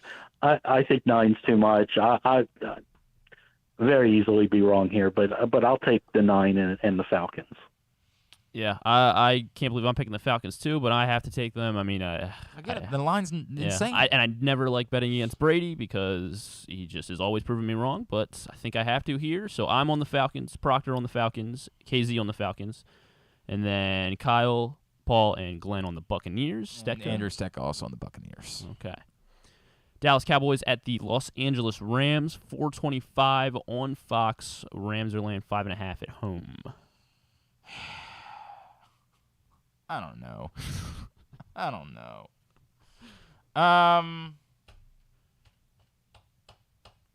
Rams. It's going to be Cooper Rush again, right? Yes. And I know that he's played well. And I know the Rams look like doo-doo on Monday night, but I am going to choose to be willing to chalk that up to this 49ers thing. Whatever Kyle Shanahan voodoo he has over Sean McVay that apparently only works in the regular season. I'm going to choose to chalk it up to that and say I think the Rams fix that, and I'm going to pick the Rams. John and Little Rock's freaking out in the YouTube chat because KZ picked Maryland. Oh, yeah. Well, I mean, he's like, he's going to mess up everything. He's messing up. Oh, yeah. Right. Yeah, thanks a lot for ruining it all for everybody, KZ. I'm sorry. Yeah, they had a real chance to get all the way to like 7-1 or 8-1 before the Penn State game, and now you're going to screw it all up by picking them, you jerk.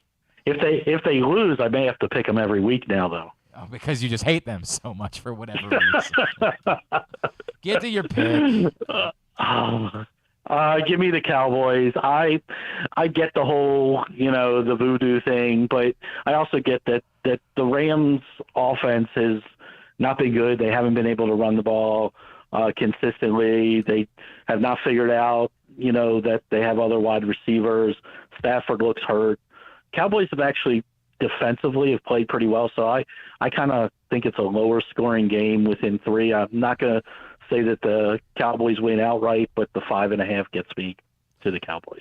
Yeah, I have to pick the Cowboys too. I don't like any of the games this week. You got me picking teams I hate these are picking. Terrible like lines, Browns, yeah. Falcons, Cowboys. But everybody's on the Cowboys, except for you, Glenn. Oh, really? Yes. Oh, no, it's me and Andrew Stecca. Oh, that is bad. That is really bad. All right. By the way, you took the Giants, correct? Me? Yeah. Yes. I think Steck is actually listening right now and updating the sheet, or maybe Proctor is. Somebody's updating the sheet as we go. Gotcha. They didn't get that. All right, we got to move. Okay, so Eagles at the Cardinals, 4:25 on Fox. Philly minus 5.5 going to Arizona. I mean, there's nothing to like about Arizona. Plus, they just lost Andy Isabella. How do they overcome that? And they stopped giving the ball to Greg Dortch too. Yeah. But doesn't this feel like the reverse lock of the century, right? Yeah. Like, you of course have to hammer Philadelphia only for you to... God damn it. Oh, apparently it's Proctor who's updating the sheet. Thank you, John Proctor. I still can't do it. Eagles. Yeah, I can't do it either. There's zero to like about the Cardinals right now. I'll take the Eagles. Yeah, neither can I. So I'm on the Eagles. Proctor's the only one on the Cardinals right now. He is not. Andrew Stetka is also on the okay. Cardinals. We'll see how that works Wow, out. that's an upset in its own. Yeah, he never takes picks the Cardinals. That's a great point. It's like you in Maryland. He never, ever, ever. I mean, I think we did the math last year and found that if he'd just taken the Cardinals, he might not have lost. Right. Yeah, that's an upset of the century there. Finally, Sunday Night Football here in Baltimore. Bengals at Ravens. Ravens laying 3 at home. The way that I do my math says that I should pick the Bengals here because I do think this is a crapshoot game, and when I think it's a crapshoot game and there's points to be had, I take the team that's getting the points. If it was 3.5, I'd love it. At 3, I don't love it. But I can't waver from my formula. It is my formula. Bengals is the pick. No! Disappointing. I take it back! Huh? You're changing? Disappointing, yeah. That's not fun. It's more fun if I pick the Ravens. The hell with it. Is Give this me the like Ravens. chess? Did you take your finger off the pawn? No, I didn't. Okay. I didn't. And I am wearing an anal bead. So I know. Wait a minute. Yeah. If you go 9-0, then yeah. This brings me to my new rule in the league in this. Yes. If I'm the only one that picks against the Ravens, Yeah. I deserve a point even if it's a push. No, you don't. Because you Stop. all have no guts. No. And you all wear purple glasses. We all got the same push, Ken. It's not about guts. We all got the exact same push. You know, if they just let them score. Yeah, it's a great point. Anyway. Yeah, but the Ravens might have gone down and scored themselves. So then we'd be right back to square one. The way I think, it's like last week they didn't want them to score. They wanted to let them score, but so this week, I don't know. I'll just take the Ravens. I think that they're a bounce-back team. I think they have pride. Usually coaching doesn't affect too much 2 games in a row. So I'll say they luck in and win by 4. All right. I got all homers on my end. Everyone on the Ravens. That makes it a clean sweep. All right. Everyone. This Oh, seems good. we're all losing. That is the dumbest pick of all time. I should have done it again. Definitely should have. I Definitely should have. I almost did. Damn. I'm sitting here. I'm like, they're all going to take the Ravens. They're all going to do it. A whole bunch of purple glassing homers. You picked them too, you dummy. I know. I talked myself out of it. @FansFantasy on Twitter is how you follow them. All right, buddy. We'll talk to you next Thursday. Thank you. Go Terps. What a day. That's Ken Zalis joining us as he does. See you guys. See you, pal.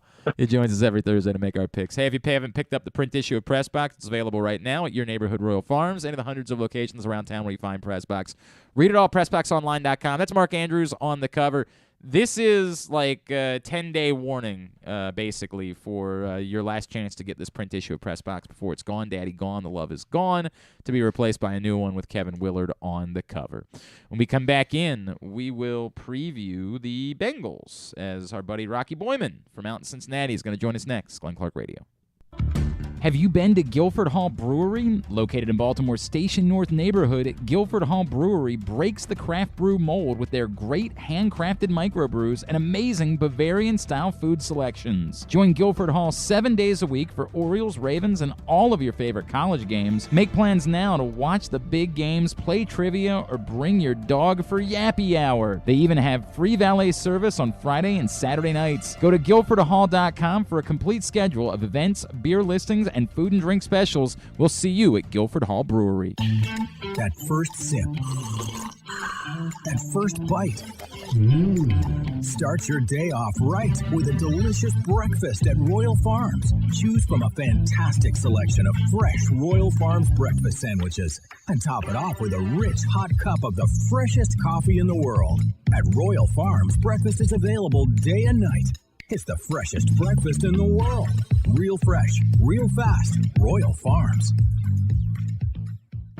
What's up, everyone? This is Tyus Bowser, and I'm excited to tell you that I'm back for Season 2 of the Tyus Bowser Show in partnership with Pressbox and Great Ace Memorabilia. Join us on Tuesday nights throughout the season as I'll be heading all over town with my special guests. And of course, our co-hosts, Glenn and Rita. Or is it Rita and Glenn? What is it? I look forward to meeting you guys and talking a little bit about football and a lot about life. And if you happen to miss the show, you can now catch a replay Friday nights on 105.7 The Fan. Get all of your details for the Tyus Bowser Show right now at PressBoxOnline.com/Bowser. It's brought to you by Maryland Vascular Specialists and the all-new Ginsu Kamado Grill.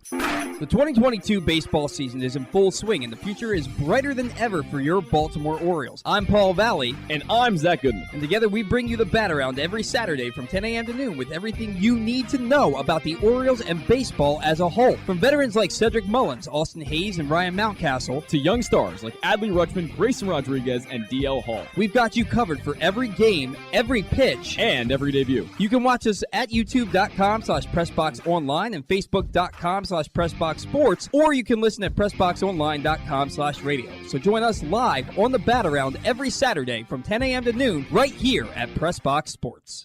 Glory Days Grill's Oktoberfest menu is now running. It's one of their most popular seasonal menus all year. It features the chicken schnitzel, the Oktoberfest brewer's platter, the brewer's sausage sandwich, the Bavarian burger with a pretzel bun, the cheddar ale soup, the slam dunk pretzels, and the apple cobbler. All of these meals pair well with Oktoberfest beers and Angry Orchard on draft. Dine in or order online at glorydaysgrill.com and pick up your favorites to take home. Glory Days Grill, great food, good sports.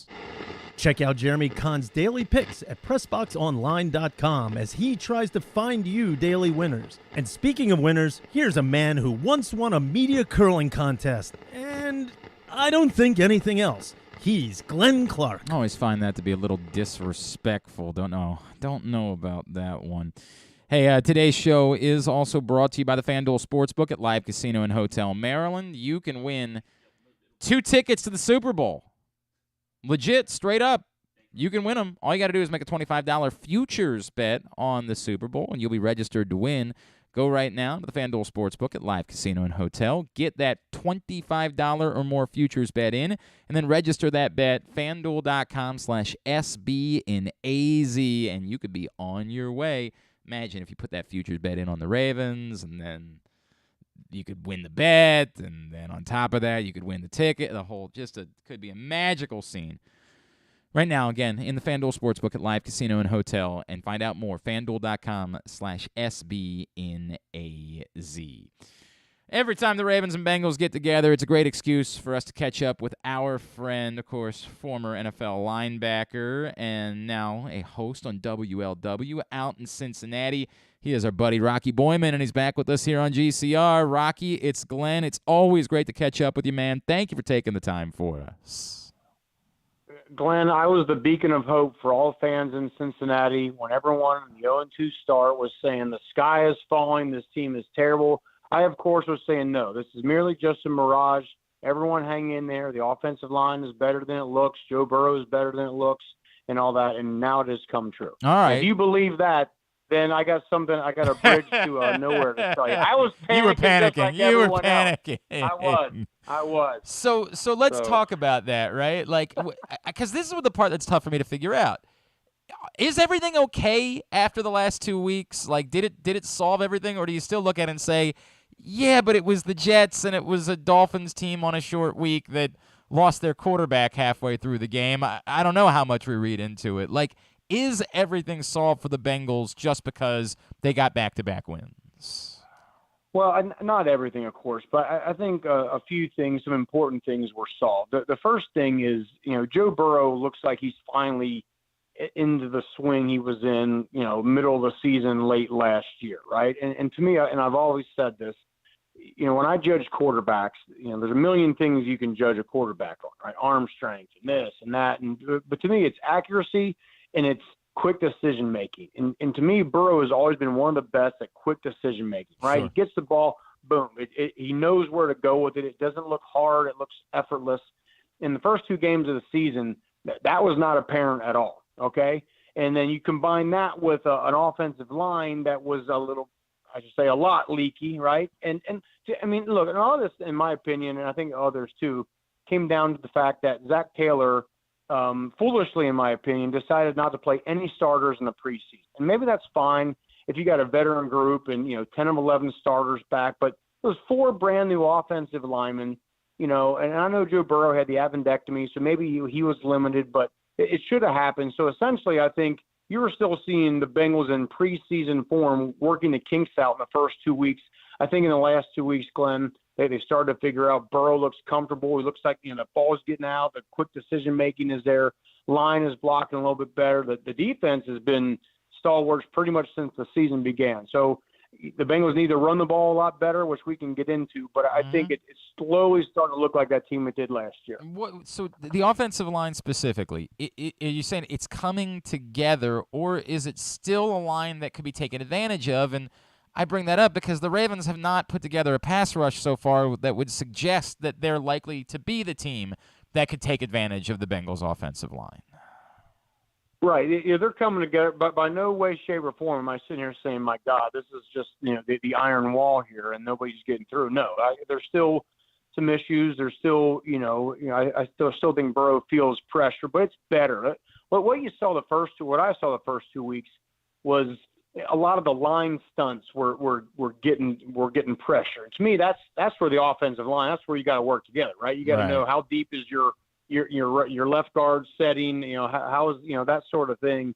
So I feel like that's been cleaned up a little bit, where that communication and the feel of the guy next to you is there. Again, I'm not saying this is some unbelievable offensive line, but it's certainly making strides and better than it was 2 weeks ago. He is Rocky Boiman. He's with us here on GCR as we preview the Bengals, who head to Baltimore on Sunday night.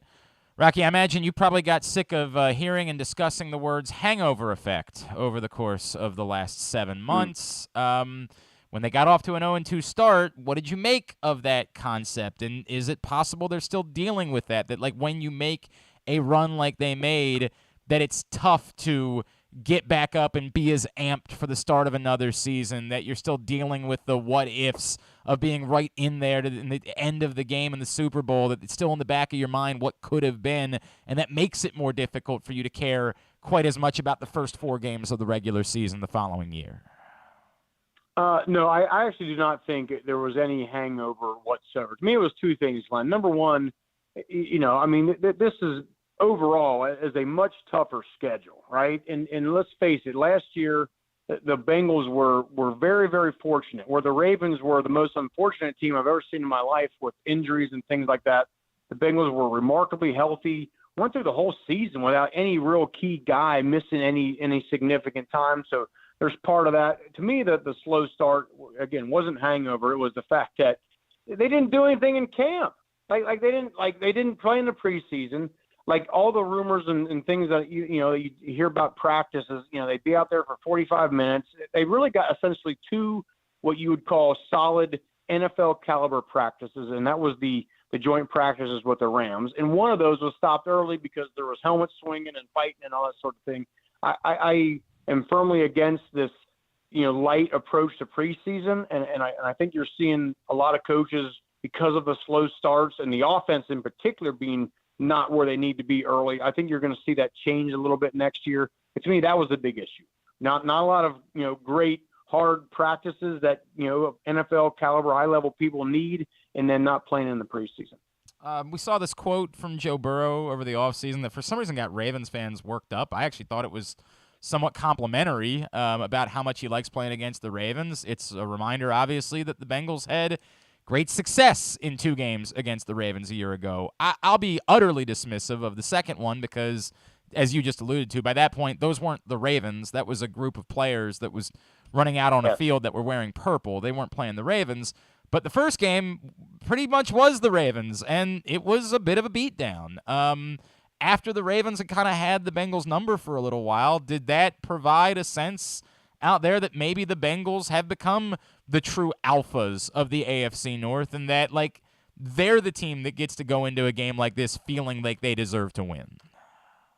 Well, I certainly think the Bengals have injected that themselves into that conversation. Now, look, that was 1 year, right? It was 1 year where the Bengals, trashed the Steelers 2 times, and then of course, did what they did against the Ravens. Now, obviously, to declare yourself the dominant team in a division, that needs to happen over 3 years, 5 Sure. years kind of thing. But Sure. I think the Bengals are certainly, back in that conversation. And I don't think anybody would look at this Bengals team and say, man, they're lousy or they don't have any players. No, this, no question. This team has a ton of talent. You know what I mean? So yeah, so I think I think it's healthy for the division. Now, the division as a whole is not playing that well from a win-loss standpoint right now, but maybe that and I think that'll all work out. And again, that has to do with schedules are tough, and let's face it, man. There's just a lot of really, really good teams and really good quarterbacks in the league right now. You brought up their struggles in the run game, and we've seen a little bit about that in Baltimore this year and how much it sort of impacts everything.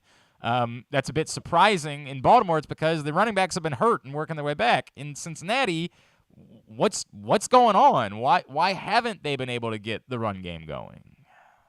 Well, it centers around Joe Mixon, okay, and who's been phenomenal. I think he had 1,200 yards last year. Most in the league.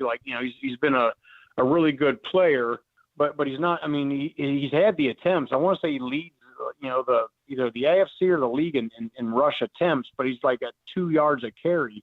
And so the conversation this week, I'll just kind of let you in on, has been, look, is Joe Mixon, is he lost a step, or is he, is it that kind of thing? I personally don't think that's the case, but I dove into this a little bit, numbers wise. So Joe Mixon, this is his 6th year. He's had about 1,200 carries, right? And that's not, I mean, that's a healthy amount, but that's not a ton. You see Frank Gore, you see, Adrian Peterson, be very productive really late into their careers. But there is evidence out there, and especially with a guy I played with, Eddie George, that when it comes to running backs, like the fall off happens drastically, right? It's not something that happens, that happens kind of overnight kind of thing. It just, or it does happen overnight. It's like, boom. I saw Eddie George, early in his career, he's getting. No, he was a Hall of Famer. 15-yard yard. Yeah, exactly. And then I want to say I think it was the year before I came. It was 2001.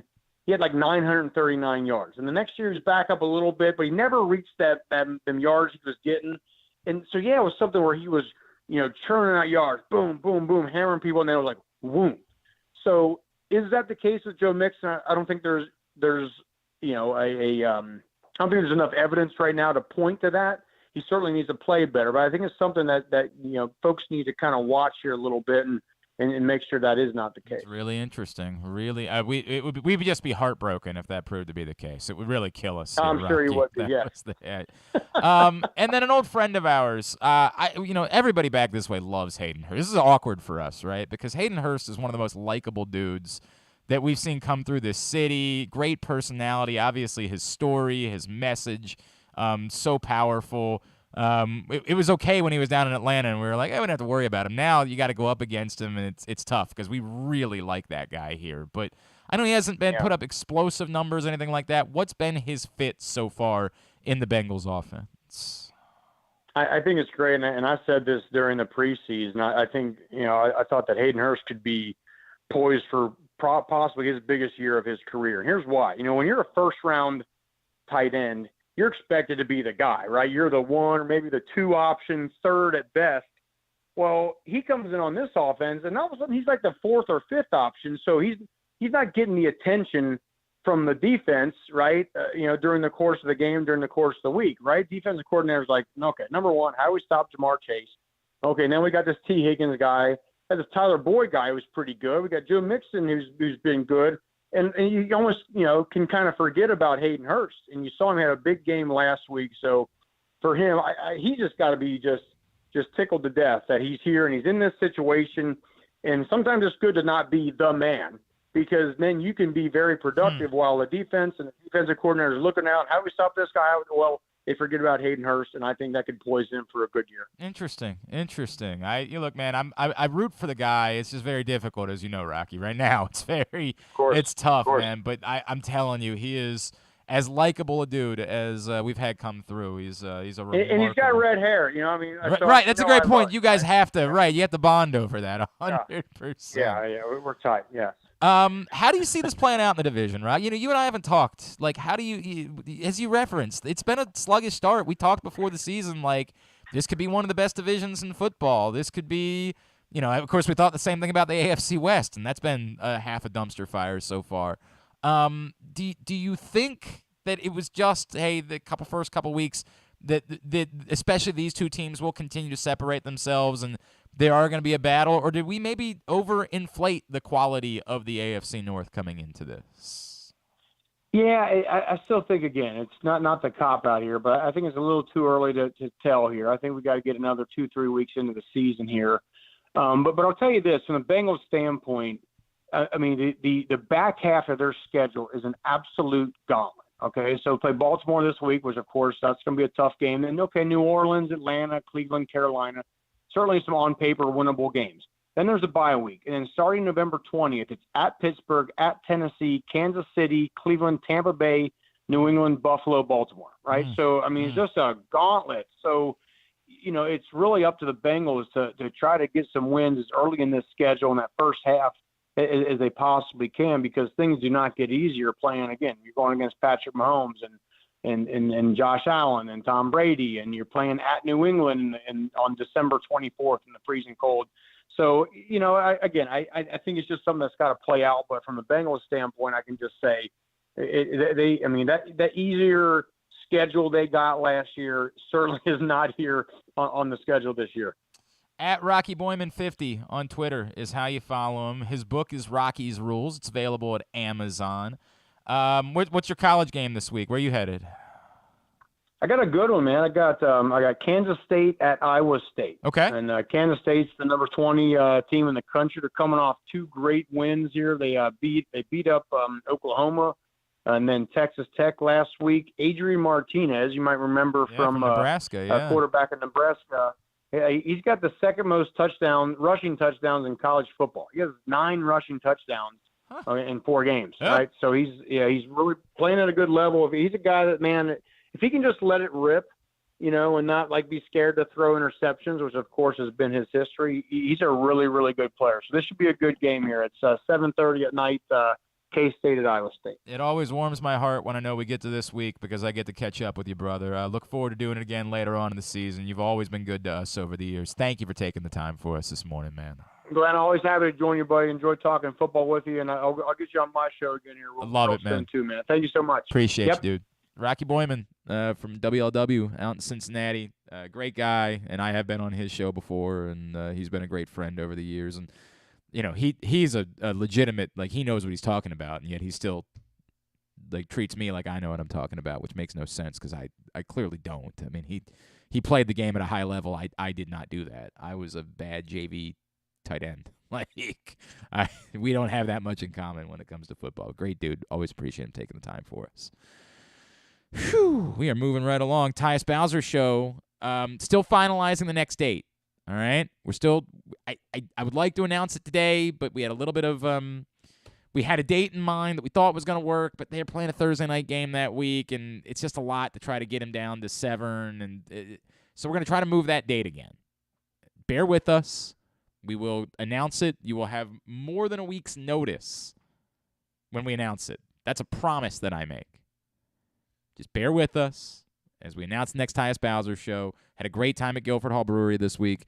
PressBoxOnline.com/Bowser is always where you can find out more. Tyus Bowser Show is a partnership of PressBox and Grade 8's memorabilia. It's brought to you by Maryland Vascular Specialist, the all-new Ginsu Kamado Grill. Love the Tyus Bowser Show. You're going to hear segment number 2 coming up a little bit later on today.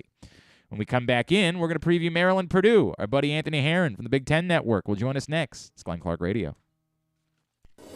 See Olympic athletes in action as the nation's best horses and riders compete in one of the world's premier equestrian events at the Mars Maryland 5-Star at Fair Hill, presented by Brown Academy, October 13th through 16th in Cecil County. Don't miss the breathtaking excitement of the dynamic cross-country competition or the elegance of dressage and precision of show jumping. There's also great shopping and activities, including a fresh food fest, corgi race, and a beer, wine, and spirits showcase. So come enjoy a beautiful fall day at the Mars Maryland 5-Star at Fair Hill, presented by Brown Advisory, October 13th through 16th. Learn more and buy tickets at maryland5star.us.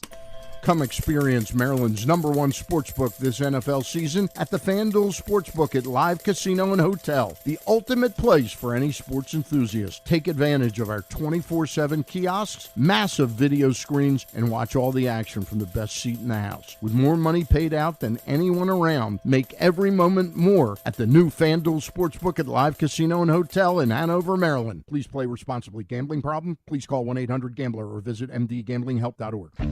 Whether your focus is luxury and comfort, convenience and technologically advanced connectivity, or sporty performance and aggressive styling, we've got the perfect Highlander for you. Check out buyatoyota.com for deals on new Highlanders from your local Toyota dealer today. The Baltimore County Police Department is hiring. Entry-level officers start at close to $59,000 a year with a $10,000 bonus. Some restrictions apply. Plus a great retirement plan, medical, dental, and vision insurance, advancement to specialized units, tuition reimbursement, 15 sick days earned per calendar year, and even further incentives for military members and veterans. If you have a passion for service and want a career for life, visit joinbaltimorecountypd.com or call 410-887-5542. You must be a United States citizen, possess a valid driver's license, and have a high school diploma or GED equivalent. The Baltimore County Police Department is an equal opportunity employer.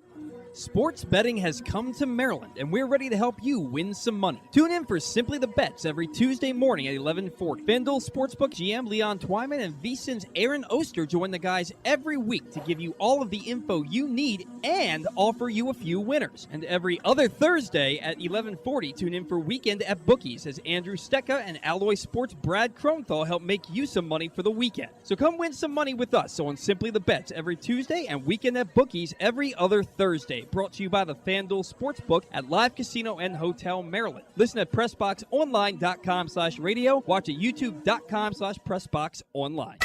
Experience the best in Kamado Grilling, a complete outdoor cooking appliance. The Ginsu Kamado Grill allows anyone to sear, grill, bake, and smoke all types of food. Designed for efficiency and function, the Ginsu Kamado Grill upholds the enduring legacy of the iconic Ginsu brand. The Ginsu Kamado Grill is perfect to cook all year round, is great for parties, and ideal for tailgating with your friends. Reserve your Ginsu Kamado Grill today at ginsugrills.com and get $100 off on your pre-order when you use the promo code TAILGATE. That's ginsugrills.com. Reserve yours today.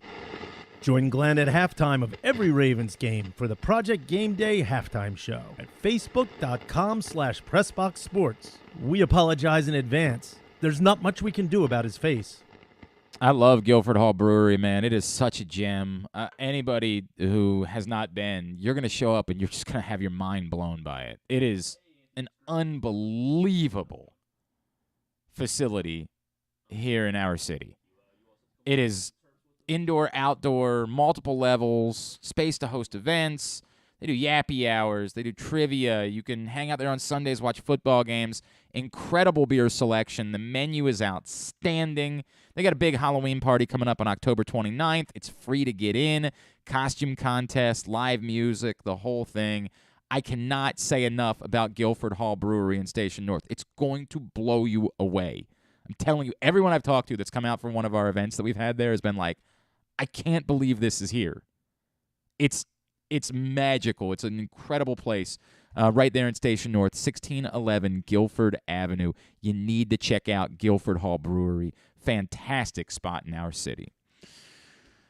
Maryland-Purdue coming up this Saturday at noon. Always love catching up with our next guest. He is truly one of my favorites over the years. He is, of course, Big Ant, Anthony Herron, Big Ten Network. He's on the call Saturday, and he is with us now here on GCR.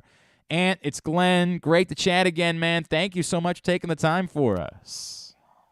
What's happening, Glenn? Yeah, I always love when you reach out. Good to talk some Terps football. And I got to say, man, I'm probably, I suppose I could be considered a little bit biased, but I really think I'm so excited about this game because I think for all the Big Ten matchups this coming weekend, between the combination of style of play and implications on the line, I really think this is the game of the week in the Big Ten. I think there's a lot to argue about that. Let me cover a few things here, Ant, because you were pretty bullish going into the season about Maryland. Like, you were a believer that they had an opportunity to really take a step forward. And, you know, when other people were talking about, hey, could they get to 6 wins, you were a guy that thought that number could be elevated from there. I'm guessing you're not really surprised by the fact that they handled. I know Michigan State has not been what maybe people thought they were going to be coming into the year. The fact that they were so competitive even at Michigan 2 weeks ago, I'm guessing you're not really surprised by what Maryland has done so far. I looked at the stretch of these last 2 games, Glenn, as being a bit of a proving ground for Maryland this season. Yes, as you know, I was really, really bullish on the Terps coming into the year, and they've lived up to those expectations. And like I've heard Mike Locksley continue, there's still meat on the bone. Like there's still ground to cover for where Maryland can even take their game to another level with their passing attack, with their run game. And so, I mean, there's areas where Maryland can still continue to play even better football than we've seen this season. And to be able to see that with a 4-1 start, and frankly, I mean, with a Michigan game that was within their grasp throughout, it was interesting, the dynamic of that game in Ann Arbor, because they only had 1 penalty flag. So that was probably the cleanest game that Maryland played just from an execution perspective. But yet and still, you know, you end up with the other unforced errors that took place in the game, some calls that didn't go their way. But you look at the film, snap by snap, they were going toe-to-toe with the Wolverines. No, there's no doubt about it. And again, you know, a couple of interceptions that maybe weren't actually interceptions, and obviously the fumble kickoff, and you're like, boy, that could have been a completely different story. I think that's the weird part. I'll get to Purdue in a second, Ant, but like you have to understand, I am reluctant when I heap too much praise. I've watched way too much Maryland football in my life, and it always feels like the other shoe's about to drop, right? Like that every time we want to invest in something and believe that it's real, you're like, yeah, it's going to come crashing down.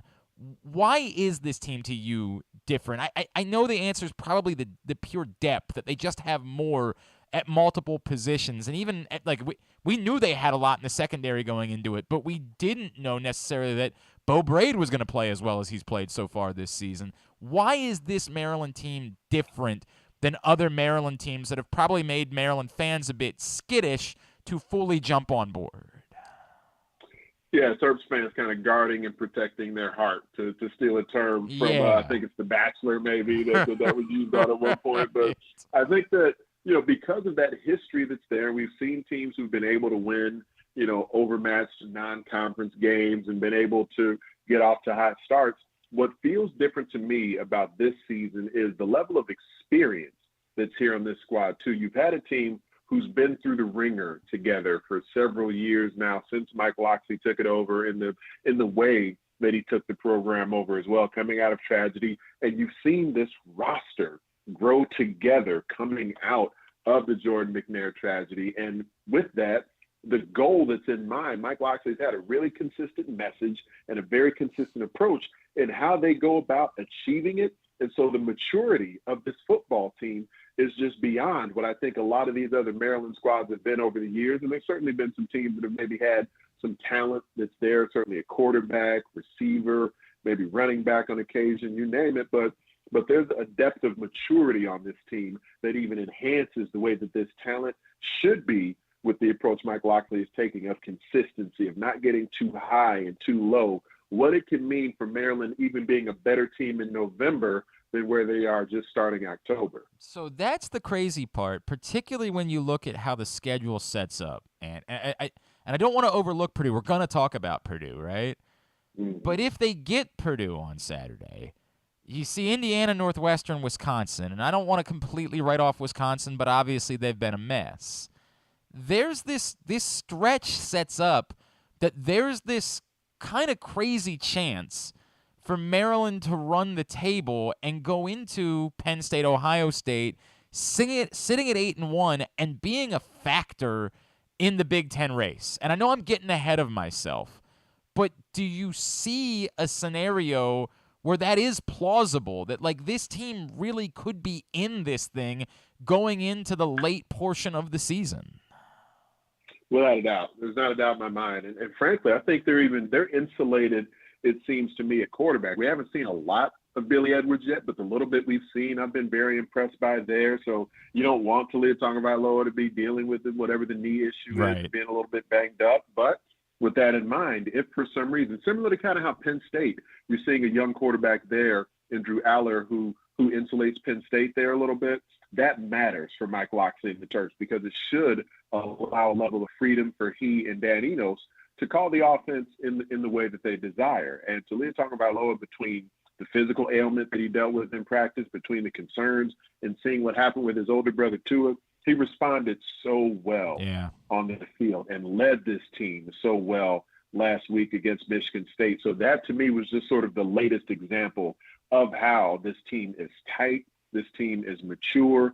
And yes, I do believe Maryland could see themselves in a situation where when you get later in the season and by the end of this thing, where similar to the comparison I've made with Maryland even coming into the season was that like Michigan State last year, did you think throughout the year they were the best team in the Big Ten or even specifically in the Big Ten East? Probably not. But were they definitively in the thick of the conference championship picture? They were. And I really think Maryland could be this year's version of Michigan State. I'm trying to keep my emotions in check, and I'm trying to hold, like, I'm not even going to lie to you. I'm like, it came up the other day on the show when we were talking about Kansas getting to host game day. We were like, could you imagine if somehow Maryland makes through this run and then they somehow go on the road and beat Penn State and like oh my God, like what? I got to keep it. I got to keep it. Got to keep it together. Got to keep it together. Purdue obviously coming off a very good win over Minnesota, but this is also the same Purdue team that struggled against Florida Atlantic not all that long ago. What did we learn about Purdue against Minnesota, and what makes them such a threat coming to College Park on Saturday? Purdue is in a really interesting position at the moment, Glenn, because they're a squad whose quarterback is banged up, and when they struggled against Florida Atlantic a couple of weeks ago, it was because their starting QB, Aiden O'Connell, wasn't able to play in that game, and so the backup, Austin Burton, who's not as gifted a passer as O'Connell is, Austin Burton threw the ball with efficiency, but the offense was more geared around his running ability. There was a lot of some QB power, some things like that that we don't think of when we think Boilermaker football, but they did have their walk-on running back in that game against FAU, Dylan Downing, rushed for over 100 yards in that game. Now, they went on the road to the Twin Cities against the team that I picked in the preseason to win the Big Ten West and that looked like I was going to be super smart for picking the Gophers. They went on the road, and Purdue not only was able to handle Minnesota defensively with, certainly no Muhammad Ibrahim in the lineup, which is a big loss for Minnesota in that game. But offensively, Purdue ran the rock again. They came out in the I formation. I've never seen a Purdue football team under Jeff Brom open in the I formation before, but they did it. And then had a different walk-on running back, a kid named Devin Mockabee, who rushed for over 100 yards in that game against one of the most statistically renowned defenses in the country in the last couple of seasons here in Minnesota. So it's not the same type of Purdue that we're accustomed to. We think of Jeff Brom and his offense and, passing the ball for over 400 yards and sort of a similar transition that Maryland is in the process of making this year, being more well-rounded on offense and having more control to their passing attack. And I'm not sure how healthy Aiden O'Connell is, but he did return to the lineup last week. Yeah. But they didn't rely on the deep ball. They didn't rely on the chunk pass play as we've kind of come accustomed to them doing. Makes them a threat. I mean, there's no doubt. We're very excited about Maryland, but every time, you know how this goes, Ant. Every time we get excited, we're just always a little bit nervous. I have this theory, and I wanted to run it by you. In the NFL, everybody's got a kicker, right? Like, and not everybody's got Justin Tucker, obviously, but everybody's got a kicker. In college football, that's not the case. And I just wonder, because Chad Ryland's having a magical year for Maryland. I wonder what that does at the college level, and I wonder if you can quantify that. Like, there are a lot of teams that are nervous about whether or not their guy can even stick it from 40 yards out and how that impacts, your play calling and how it impacts your confidence and, what that does to a team. Can you quantify what it might do for an offense, for a coaching staff to, at this level, be super confident that their guy can drill it from 50 yards and in? It provides comfort to your decision-making as a coach, because when you're not certain about your kicker, and frankly, it's part of why Mike Locksley highlighted Chad Ryland. When we think about some of the transfers that came in, like Jacob Copeland with a big deal, adding to the depth at wide receiver. But Mike Locksley said Chad Ryland was really the most important transfer portal player that he brought in, because it will now allow him in his decisions in the midst of a drive, throughout the flow of a game, to make decisions based off of the entire playbook being open to him and every option being on the table. When you're not certain that your kicker can drill it from 40 or 45 or 50, now you have to determine, am I going to take a risk on fourth down that perhaps our team isn't in a position to take right now, but I got to try to put points on the board. I don't want this drive to stall right here after picking up a few first downs. So maybe you go for an ill-timed fourth down, as opposed to, like we saw him do on the road at the Big House, say, you know what? This kid can drill it from anywhere, man. 50-plus on the road with 100,000 folks yelling at you, doesn't matter. Chad, sick him. And so now Mike Locksley is in this position where he can feel comfortable deciding, if I want to go for a fourth down, I love our fourth down option here. We're going to leave the offense on the field. But if I don't love it, and if maybe the situation in the game doesn't suit it, to perhaps give the football back to the opponent from this yard line, or if a touchdown isn't the most important thing in the world, let's just get up by 2 scores. Let's do it, Chad. And now you just have more options on the table, and it makes Maryland a more well-rounded threat with what they can do, both between having a kicker and having a legitimate run game now. It feels like such a trivial thing, dude. I'm telling you, it has felt this season like it has made a difference for how they've gone about doing things. And some of that is just the electricity, as to your point, of a dude drilling 50-yarders on the road. Like, that's crazy. But it seems to have impacted the entire team. Man, it's going to be a good one on Saturday at noon here in College Park.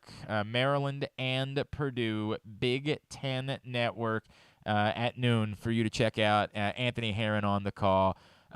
Dude, I'm telling you, man, you are one of my absolute favorite guests of all time. You bring it every time you're on with us. At Big Ant Herron is how you follow him on Twitter. And then where are we hearing you, SiriusXM? What else can we plug for you? Because you are the busiest man in show business. I appreciate you, man. Yeah, I hosted the show Big Ten this morning, weekday mornings from 8 to 11 a.m. Eastern Time on SiriusXM channel 372. That's our Big Ten radio channel. And like you referenced, I'll be on the call this Saturday. Purdue is a squad that could definitively be undefeated. They are 90 seconds away from being an undefeated football team going into this game. So make sure your listeners, make sure folks who are going to go out to the shell, they don't just assume that because they see Purdue has a couple of losses. They outplayed Penn State, the top 10 Nittany Lions, outplayed them in the opening game of the season, a few self-inflicted wounds, some ill-timed penalties. Purdue loses that game in the final minute, and they lost to Syracuse on literally the final seconds of that game. This team could be 5-0 right now. So this is a matchup between a couple of squads that I think are going to be really pivotal, one from the East, one from the West in the Big Ten. But really, it's going to be a pivotal game for whether or not Purdue stays in their division title picture, and if Maryland really continues on the trajectory that a lot of folks think they have the potential to. Man, I'm looking forward to it. Ant, appreciate you, brother. We will talk again soon. Thank you for taking the time for us this morning. All right. Appreciate you, Glenn. Anthony Herron from Big Ten Network, based out of Chicago, always kills it every time he's on with us. That was great stuff as Maryland gets ready for Purdue, and it explains a little bit more of why it is that Maryland's only a 3.5-point favorite against Purdue on Saturday. So it's hard for me to not get caught up on the chance that Maryland has right now. Like, they have, this thing has shaken out for them, that there is a chance to literally be 8-1 going to Penn State. And as we keep saying, you get there, you start believing you're as good as your record says you are. And if they get to 8-1, there's no reason for me to think they couldn't go in at Penn State. I absolutely think it's too much to ask for them to try to beat Ohio State. Ohio State's just a monster. But just imagine if they're 9-1, taking on Ohio State. My God. It's We should do a show from College Park. Seriously. It would be so electric. Now, is it likely? No. And to Anthony Herron's point, it's just as likely that it falls apart this week as it is that it would fall apart, against Penn State. This is a tough matchup. This is a tough game, and probably because it's not a blue blood that we're talking about, we don't realize that. I didn't fully realize it. I needed it to be explained to me. It's a tough matchup against Purdue on Saturday. Good game. Appreciate Anthony Herron taking the time for us. All right. Coming up a little bit later on today, Stan the Fan Charles is going to, again, try to help you get to learn a little bit more about the upcoming Maryland 5-star next week and understand why it's such a big deal for our state, for our region, to host an event like this. Coming up at 7:30 tonight, he'll be joined by Marty Bauman and Kaylee Collette, who are a big part of this event.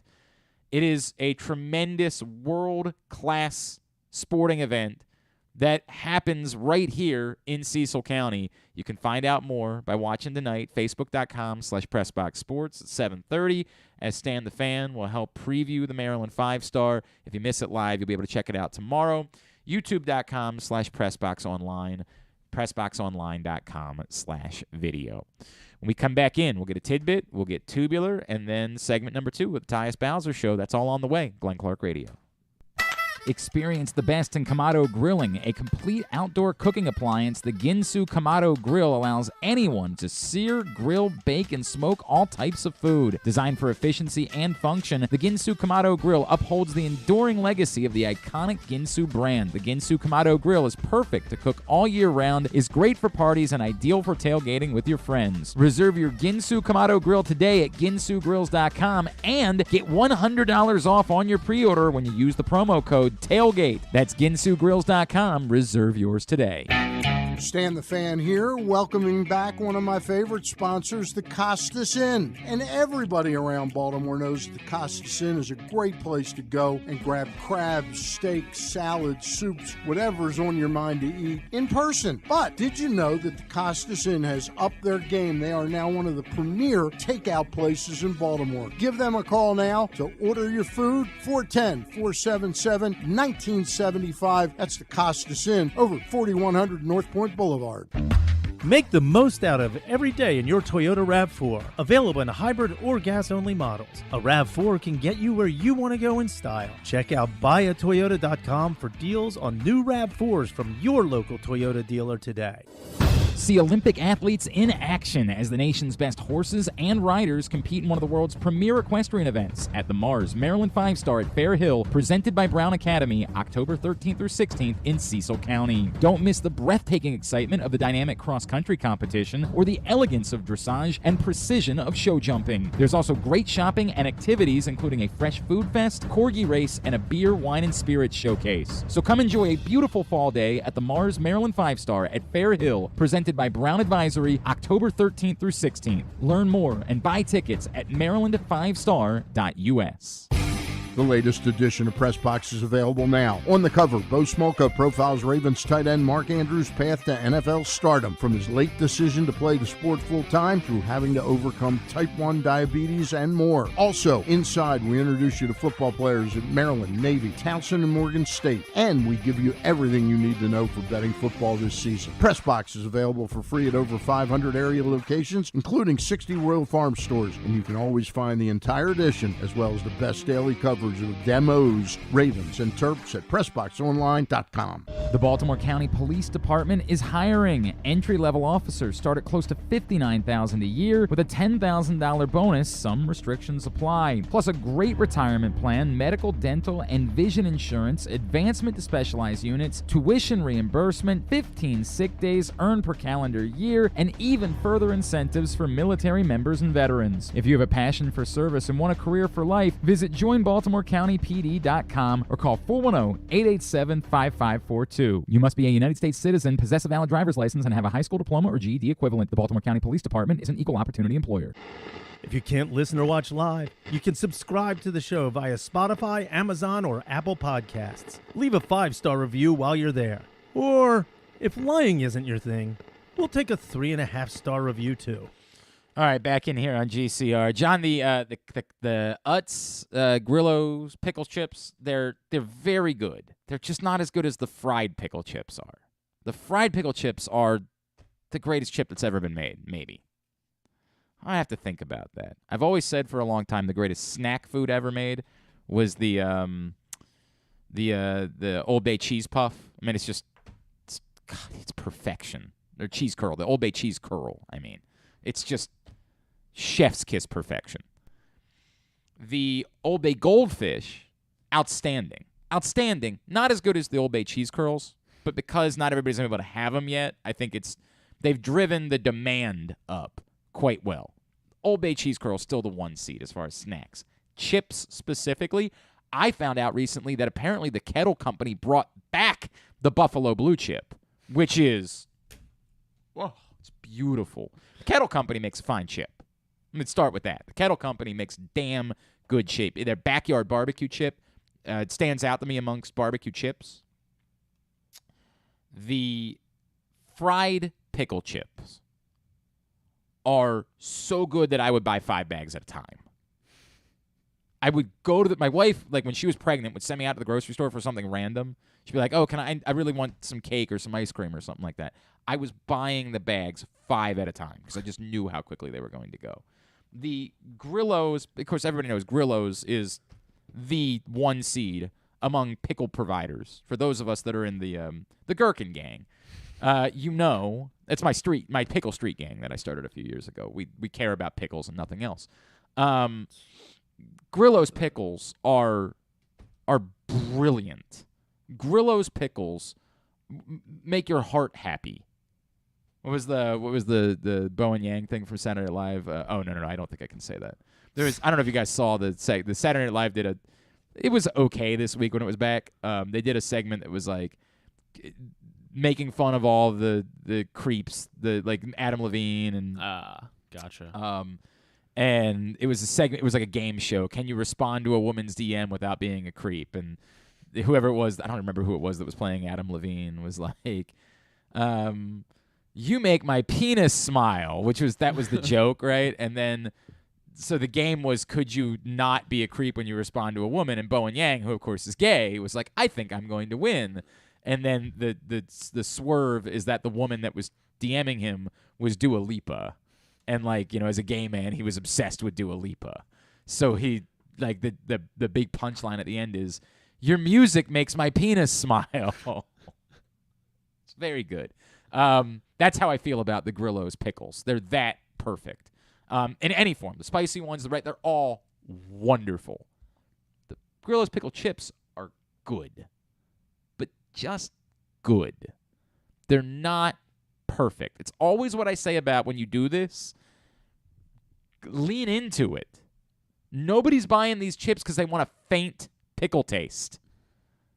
Nobody says, I want it to be a hint of pickle. No, they're purposely buying these chips because they like that flavor and they want to be bowled over with the flavor.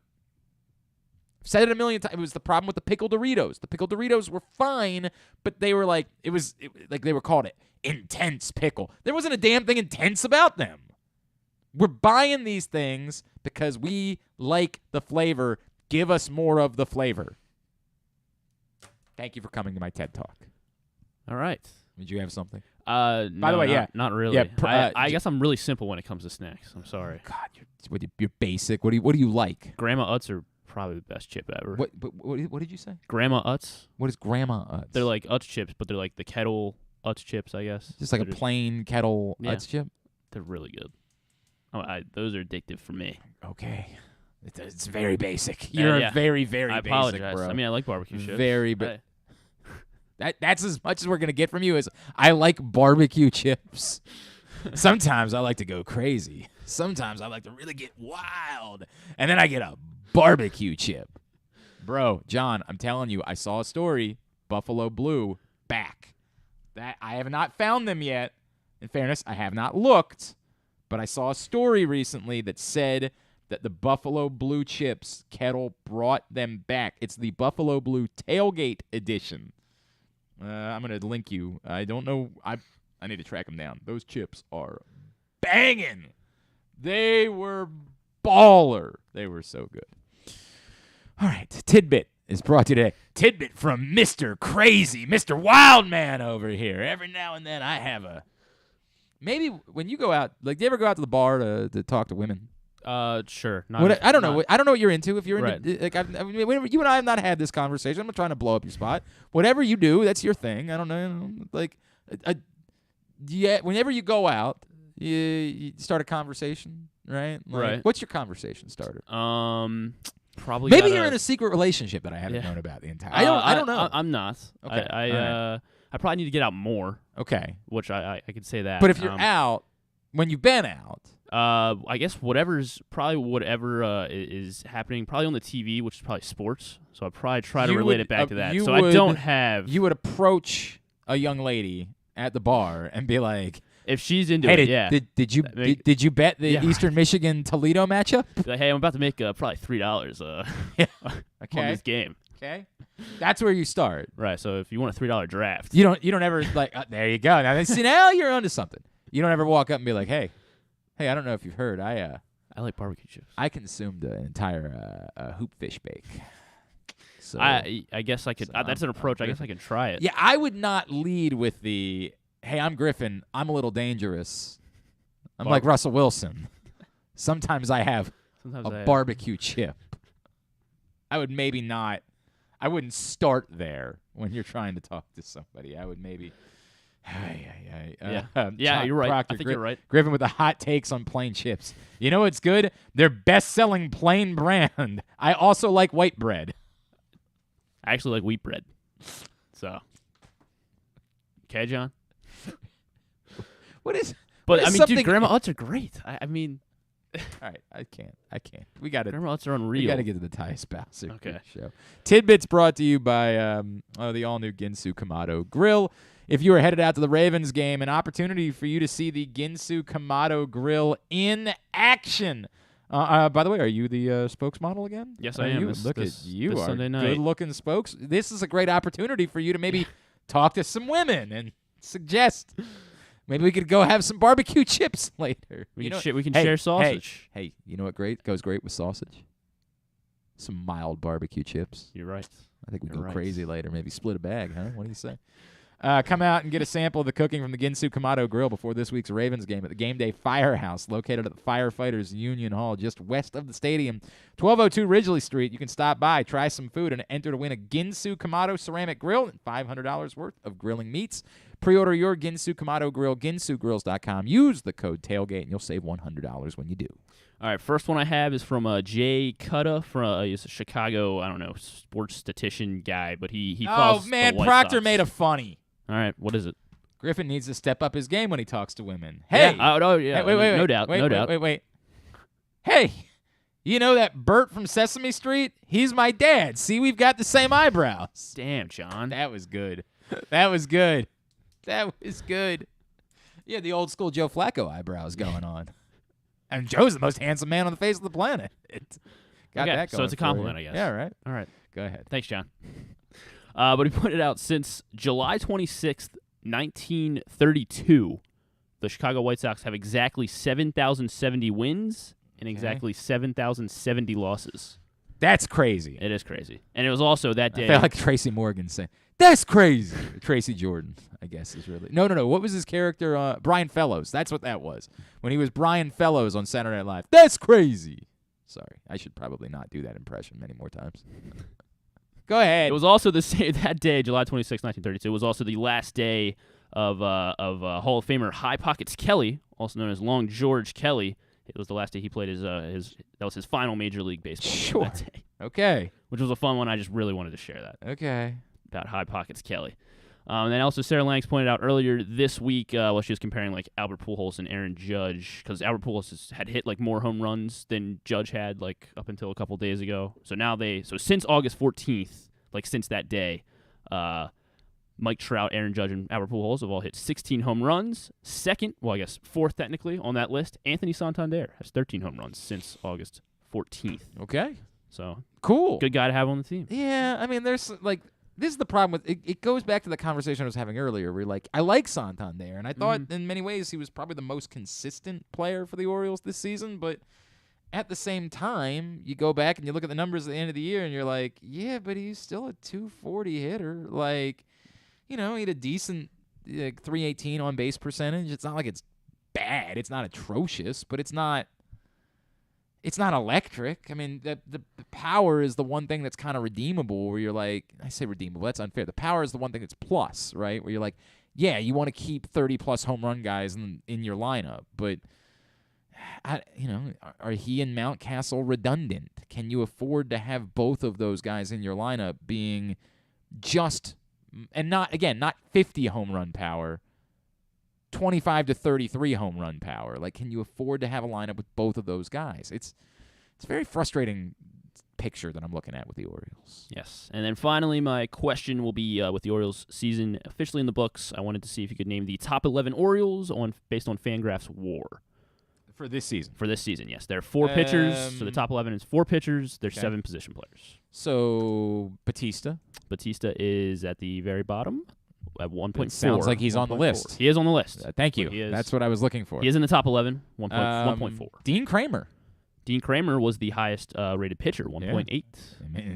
He was their best pitcher. Lyles. Yes, Jordan Lyles, 1.4 as well. So who's the other pitcher? Who's the other one? I think you'll be pretty surprised. Cionel Perez. It's a good guess. I would have guessed him too, but not Cionel Perez. All right. Voth. Not Voth. Okay. Then another bullpen guy. Oh, Tate. Not Tate. Baker. Yes, Brian Baker. Such 1.4. a dumb number then. Worthless. All right, now the 7 position players. Rutschman. Adley Rutschman led the team, 5.2. Mullins, second place on the team, 3.4. Santander was 5th, 2.5 WAR. He was 5th. Mateo was 3rd, 2.7. One more guy, 2.6. Another infielder. Urias? Ramon Urias, 2.6. 4th best WAR on the team. And then Hayes. Hayes was 1.6. Yeah, it goes back to the beginning of the year, of course. Mm-hmm. And then the last one would be Mountcastle. Yes, it would. 1.6 for Mountcastle as well. Well done. Very good. All right, Tubular is brought to you today by the Maryland 5-Star. Come see Olympic athletes in action as the nation's best horses and riders compete in one of the world's premier equestrian events at the Mars. Maryland 5-Star at Fair Hill, presented by Brown Advisory, October 13th through 16th. That's next week, right here in Cecil County. Or not where I am, but in our back. You get the point. I don't think I have to explain it more to you. What have you done for me? Here's what's coming up, totally tubular-wise. Football-ish tonight. It's such a bummer when we get back to football and then we get this. Colts-Broncos. Yay! That's tonight. Should I play Khalil Herbert or Chase Edmonds with Jonathan Taylor out? Meant to ask KZ. I feel like I got to go Herbert. I think so. They're playing Minnesota, right? Yes, they are. And the Eagles' defense is really good. Oh, sorry. No, you said Edmonds. Yes. So yeah, he's not in Arizona anymore. He's in Miami. Who are they playing? I don't even remember. Jets. They're playing Jets. The Jets. You just never know what Miami's doing running the ball. I know. I'd probably play Herbert, but damn, that's tough. That is tough. All right, Colts-Broncos, 8:15 on Amazon Prime. Golf Channel for round 1 of the PGA Shriners Children's Open at 5 o'clock. Some preseason hoops and hockey. You can find it all at GlennClarkRadio.com. It's a bad night. It's a very lean evening of sports viewing.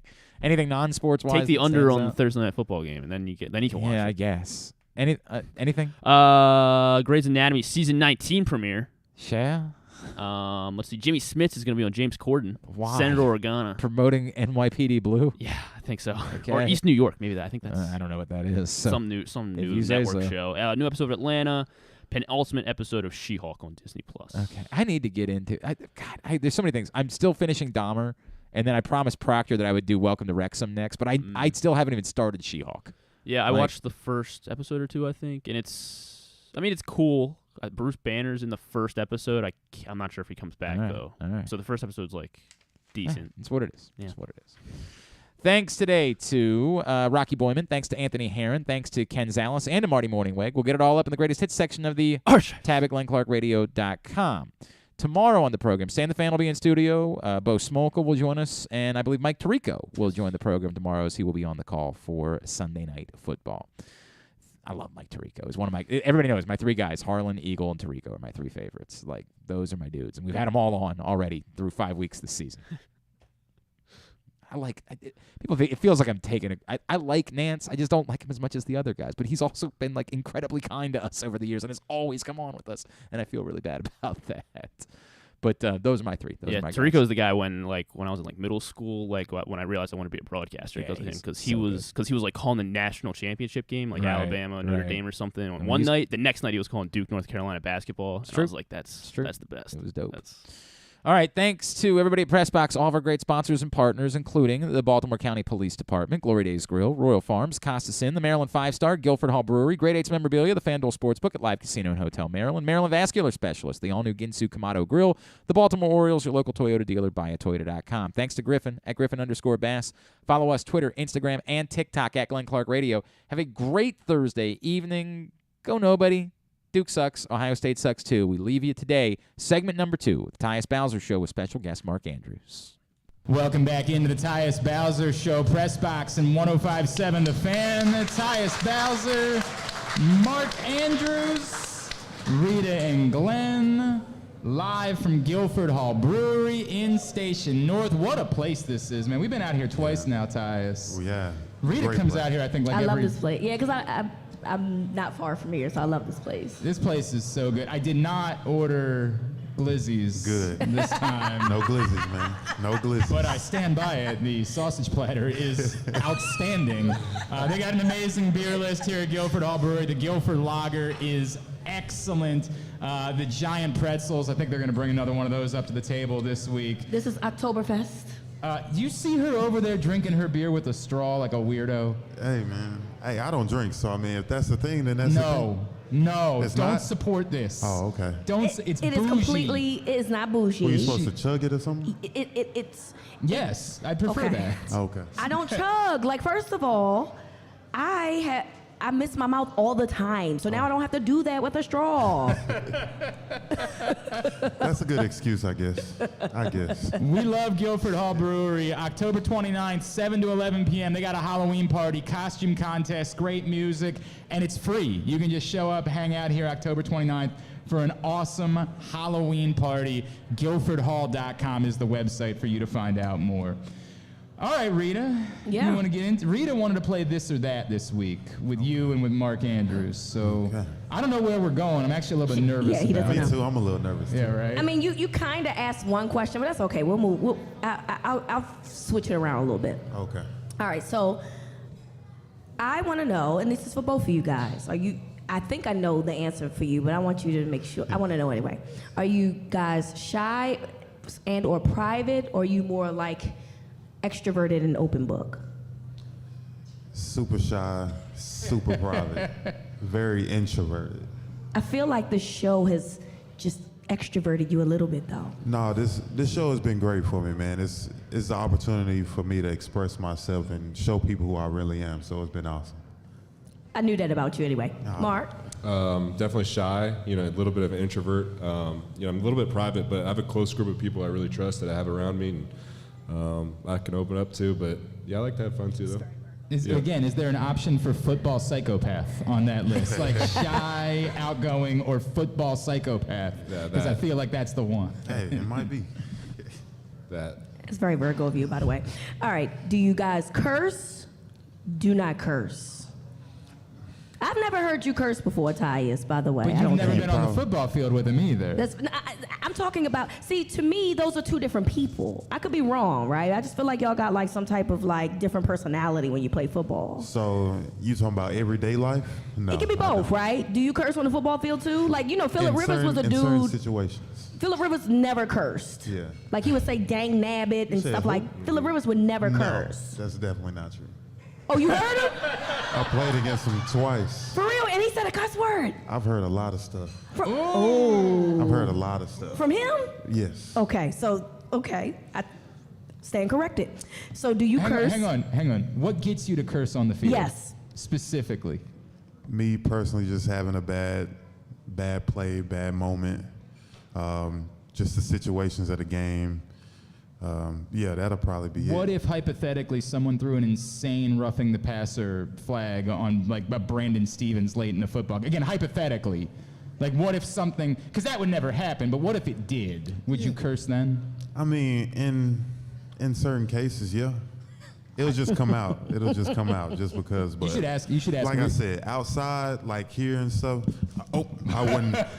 We're about to hear Tyus curse. Nah, man. They want to bring the food up. Go ahead, bring the food up. That's all right. You should ask Rita if she curses during football games. Next, Oh Mark. my gosh. Mark, do you? Definitely let it fly a little bit. But yeah, I definitely let it fly a little bit, but don't condone it. All you kids out there, listen to your mom. Don't do it. Don't do it, kids. I'm a person that believes it's a personality thing. Personality. I believe it just adds a little extra sauce to your emotions. That's how I feel about it. What do you mean by little extra? If you feel strong and passionate about something, a little curse word and going, it just validates the point. Okay. That's all. A little extra energy. Yeah, see, you get it, right? Okay. You understand me. Okay. So he already asked you guys this, but fiery or laid back, not on the field though, off the field. Are you I'm super laid back. You just super. I'm super chill. Super chill. Super chill. Super chill. What is super chill? Tyus. Just like you I be do in your like own that. zone, your own vibe. You just in a good space. Like you just calm, collective. Super chill. See, but I saw you, young man, in Arizona. You was wearing the chain, and so we saw a different side of you. I don't know. I feel like you got something else going on. Oh, you talking about him? Yeah, I'm talking about him. We know you super laid back. I was like, I don't know. I don't have no jewelry I like feel like that. this one might be like a little bit more, I mean, yeah, I got a little something. But Tyus is out there too a little bit. He can have his fun. I ain't out so there he's like lying that. to us. No, not at all, man. Not at all. All right, Tyus, we remember, I don't think everybody remembers this, but we talked about this last season, but let's bring it up again. You reality show watchers or no? And I'm not talking about Jersey Shore, that's played out like the Wild. It's the answer. It doesn't, because it doesn't. Anything else outside of Jersey Shore? Everything. I would say, I'll probably say like Real Housewives. Oh, which one? I like the Atlanta. Okay. Like Real Housewives of Atlanta. All the Love and Hip Hops. Ooh. There's I like all really TLC. Is it TLC? Do you watch 90 Day Fiancé? Yes, I do. Oh, we'll talk about that later. That's a really good show. Oh, yes, my show. It's a really good I'm show. excited. A really good show. Mark, what do you watch? I'm the nerd a little bit. I watch like Lord of the Rings came out with a new show, Game of Thrones, House of Dragons, just anything. I'm really not a reality TV show watcher though. Documentary watcher? Sometimes if there's a good one. I haven't watched the new Jeffrey Dahmer. Okay. Yeah. Don't. It's disturbing. I watched a few episodes of it. If you want a history lesson, it's a good one. Bro, I don't need that type of history lesson. There's a lot of more important parts of history to learn about than what was going on then. A few years ago, there was a group of guys that used to get together to watch The Bachelor. I feel like it was Joe and Justin Tucker. and all that. I could see them watching it though. I don't know why. I feel like there'll be some bachelors once they're done. You know what I'm saying? But they're married. But I'm just saying, I could see them watching that. I got you. You don't ever have any of the guys get together to watch Real Housewives. No, not at all. You never. No. Half of them is playing video games. Most of them is playing video games. But you never called up Mark and been like, bro, Real Housewives. He's never played video games with me either, so that's yeah. I'm gonna have to do that. Mark, what do you play? What's your game of choice? Call of Duty, Apex. Yeah. This is always the question I like to follow up. The largest number of consecutive hours that you've been playing Call of Duty where you looked up and you were like, oh my God, I've been doing this for 7 hours or whatever. What's the number? Like 10 or 12. Oh my God. Oh my gosh. Do you eat during this time? Yeah, snack. Okay. I can't even remember the last time I went 12 hours. Right? I'll probably say when NCAA was out with the Road to Glory, I'll probably be on there. I'll probably start at high school and I'll be You built a dynasty. I'll be a sophomore in college by that time. You know what I'm saying? You all haven't the moved. games at all. Haven't moved. Not 1 inch. Mark, who's the guy on the team that thinks they're good? Okay, do you guys play as teammates? And who's the guy that thinks they're good at Call of Duty, but you're like, oh, yeah, bro, I don't think I'm going to play tonight because you don't want to end up having them on your team. Someone that's a little bit rough to play video games is Nick Boyle. I think if he's one of those guys that used to be good at video games, stopped playing, and tries to pick it up here and there after a game, and it's like, I don't want to play with you, bro. Do you tell him, though, or do you try to, like, avoid? Do you say, Nick, man, I'm sorry, we're not going to have you on the team tonight? Or do you try to come up with an excuse for, like, oh, man, bro, I just haven't played in a few weeks? Nah, we just, we don't mention it, so he's going to hate me for saying this, but we just have fun. Yeah. You got one more, Rita? All right, one more. You going to go see Black Panther or no? Yes. Yes. First day? No. I mean, they got it. You gonna wait? It's in the season. That makes sense. Like I said, I'm a They chill, can laid get it back like guy. probably that night. No, nowadays people go to the movies and stuff, and they want to talk. You know us black people. They want to talk in the movie. Oh, look at him. Oh, get him. And then they be clapping, and then Wakanda forever. Yeah, I don't want to deal with all of that. Okay. I'm gonna wait, a few weeks when it's a little clear and check it out. What about you? How long you waiting? Probably till it comes out and I Okay. can see it at home. All right. Thank you. That's all I was saying. You can watch it at home. I got to get back to getting into the movies again. Okay. Have you not been back at all? Have you not gone to a movie since COVID? I've been a few times, and Okay. I've actually missed it though. That's what I used to do every Friday before the game. Dude, I love it. Yeah. I can't lie. Like, I lived in walking distance from a movie theater, so I was like always there. Yeah, I missed it so much. Yeah. There's just something about like doing the dumb thumbs up, thumbs down thing during preview. You do that, right? Like, everybody does that, No, correct? Glenn. I feel like you're looking at me like I'm your embarrassing white friend now, and Tyus just admitted that he does it when he goes to the movies too. Do you do this like physically? Or in Yes, your I'd head? watch it- I'm talking to Tyus, I not do you it and in my Glue. head. See, that's what I'm saying. You are out here physically embarrassing us. Oh. He's doing this in his head. Mark, when you go to the movies, do you put a thumbs up and thumbs down on the trailers? Never even thought of it. Thank you. It's the Tyus Bowser Show. We're live at Guilford Hall Brewery, Press Box, and 105.7 The Fan. It's all brought to you. Really? You've never done it, not once? No, not at all. You haven't seen I it? mean, You're do you like, do "Mom, it? looks Do you do amazing." this like the Gladiator? Is this like a comedy Yes, thing it's where you exactly- like I'm hold your not hand like crazy, this and you do correct. like this and do like this? Like, what are we doing? Somebody in this crowd knows I'm not crazy. You all do this, correct? Does anybody do? He's does thinking anybody do this? nobody is No. agreeing with you. Anybody else? No. I heard a few no's. I That's think because you said you don't. Now they're embarrassed. They don't want to No, admit it. I did it in my mind, but They don't want to admit it. physically, They no. all do it, every single one of them. Hey, Maryland Vascular Specialists, their team of surgeons is Maryland's leaders in ethical arterial procedures. Appreciate them making the Tyus Bowser Show happen. I'm looking forward to diving. You got the mozzarella stick again. You went back to the... You're mad at me because I ordered glizzies. Would you please just look? I No. just... Hey, I got another question for you. Did y'all see the DK Metcalf thing from over the weekend? When he was on the, He took the cart back to the locker room. we know how far that locker room is. Y'all played there last year. Yeah, that baby is super far. So if you had a similar situation, for those that are unaware, DK Metcalf left the Seahawks-Lions game on a cart on Sunday.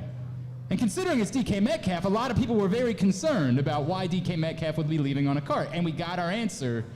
He had to use the bathroom. It gets serious, man.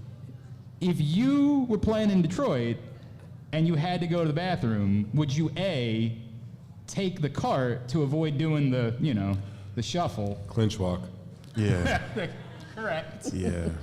I'm already feel it, and I know it's gonna come soon. So I'm gonna be like, "Hey, coach, I need a sub," and I'm gonna be right back.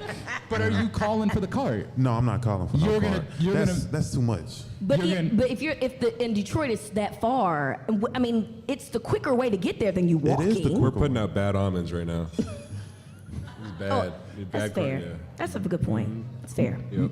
Would you admit afterward, Mark, if you were asked afterwards, would you admit, because DK Metcalf just came right out and said, clinch walk wasn't going to work for me, bro. Like, it was going to be a problem.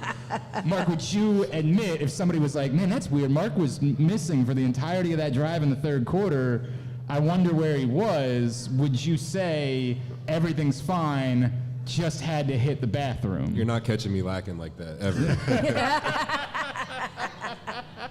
Can't get caught lacking, man. Tyus, what about you? Are you going to tell the truth in that No. situation? No? No.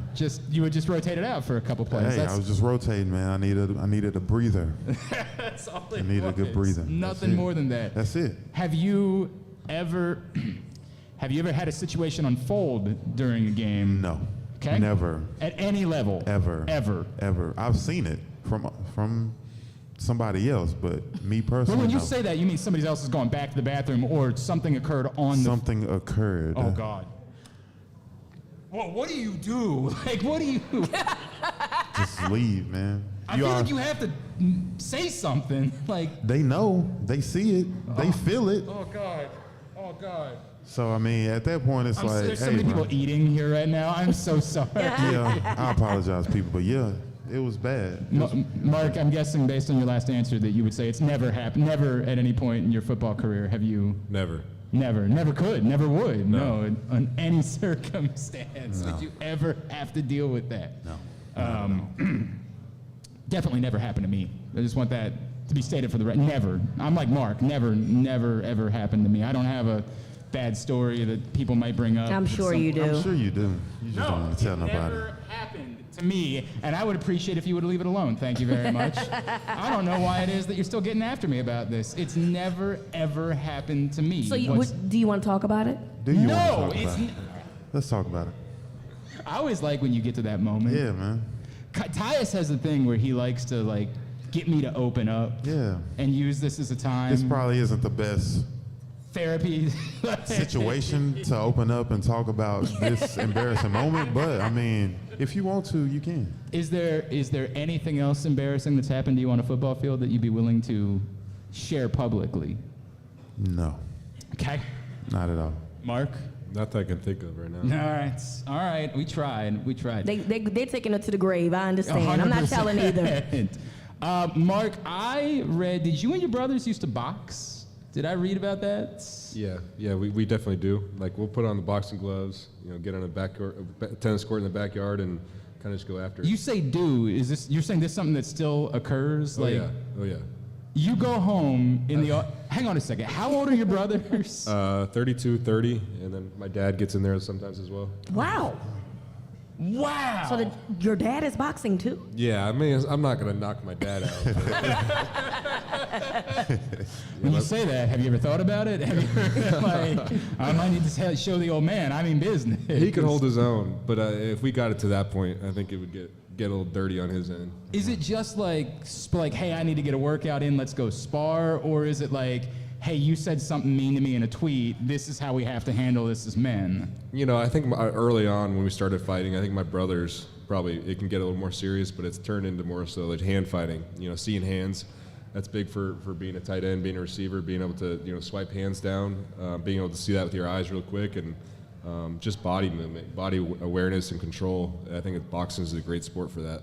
Teammate you would most and least likely want, or least want to see in a ring. Teammate that you would say, dude, I would pulverize that. In a minute, I would pulverize. And then the guy that you say, I don't think I could, I know you're a confident man. We've learned that about you tonight. But the guy that you'd be willing to admit, that probably wouldn't be the best matchup for me. There's a lot of not good matchups. Yeah. You go first. Well, me personally, I'm a people person, and people, I don't have no problems with anybody. Normally, people create it with me, but for the most part, I know how to diffuse situations like that. So I couldn't see myself fighting anybody because I'm just a person that everybody loves. So. Hypothetically. But if it ever came the time and situation to be like, hey, man, time to throw these hands, I would probably say, that's a great question. It feels like you've got somebody and you don't want to say it. I really don't, but I'm just thinking of guys that's like, this guy, I don't know, this guy, maybe. Are you going to wrestle with any of the OGs? Nah, the Calaises, the Justins? Nah, man. Those the OGs. I'm gonna let them be, man. Okay. I'm gonna let them be. All right. You could beat up Marlon though, right? Like, I feel like Marlon. you could just say it. Marlon is a different cat. He might be doing some crazy You stuff. got I Marlon. can see that You though. got Marlon. You know You what I'm got saying? He might be doing some karate stuff, might have a crazy spin move and kick me in the back of the neck. So I'm going to just leave Marlon alone, honestly. I'm going to leave him alone. You're just gonna bail on this one. I'm just going to bail on You're this bailing one. on it Yeah, entirely. I Mike, am. would you entertain it? Yeah, I mean, there's certain guys I definitely wouldn't fight. I think there's a lot of guys that I could beat, though. Name one. Name one guy that you say, I can't fight that guy. Can't? Yeah. Fa'alele, maybe. I don't think I'd fight him. Yeah. I just tire him out, man. Yeah, I'm gonna stay away from that one too. Yo, he's a massive dude. He is That's so a big big. dude. All right, y'all make some more noise for Mark Andrews and Tyus Bowser, please. We are live here at Guilford Hall Brewery. Reserve your Ginsu Kamado Grill, the perfect ceramic tailgate for home grilling and searing, baking, smoking, all kinds of food. Get $100 off on your pre-order by using the code TAILGATE at ginsugrills.com. We come back in. We're going to look ahead to Sunday and the Bengals and another huge game that's coming up next. It's Tyus Bowser Show, Press Box and 105.7 The Fan.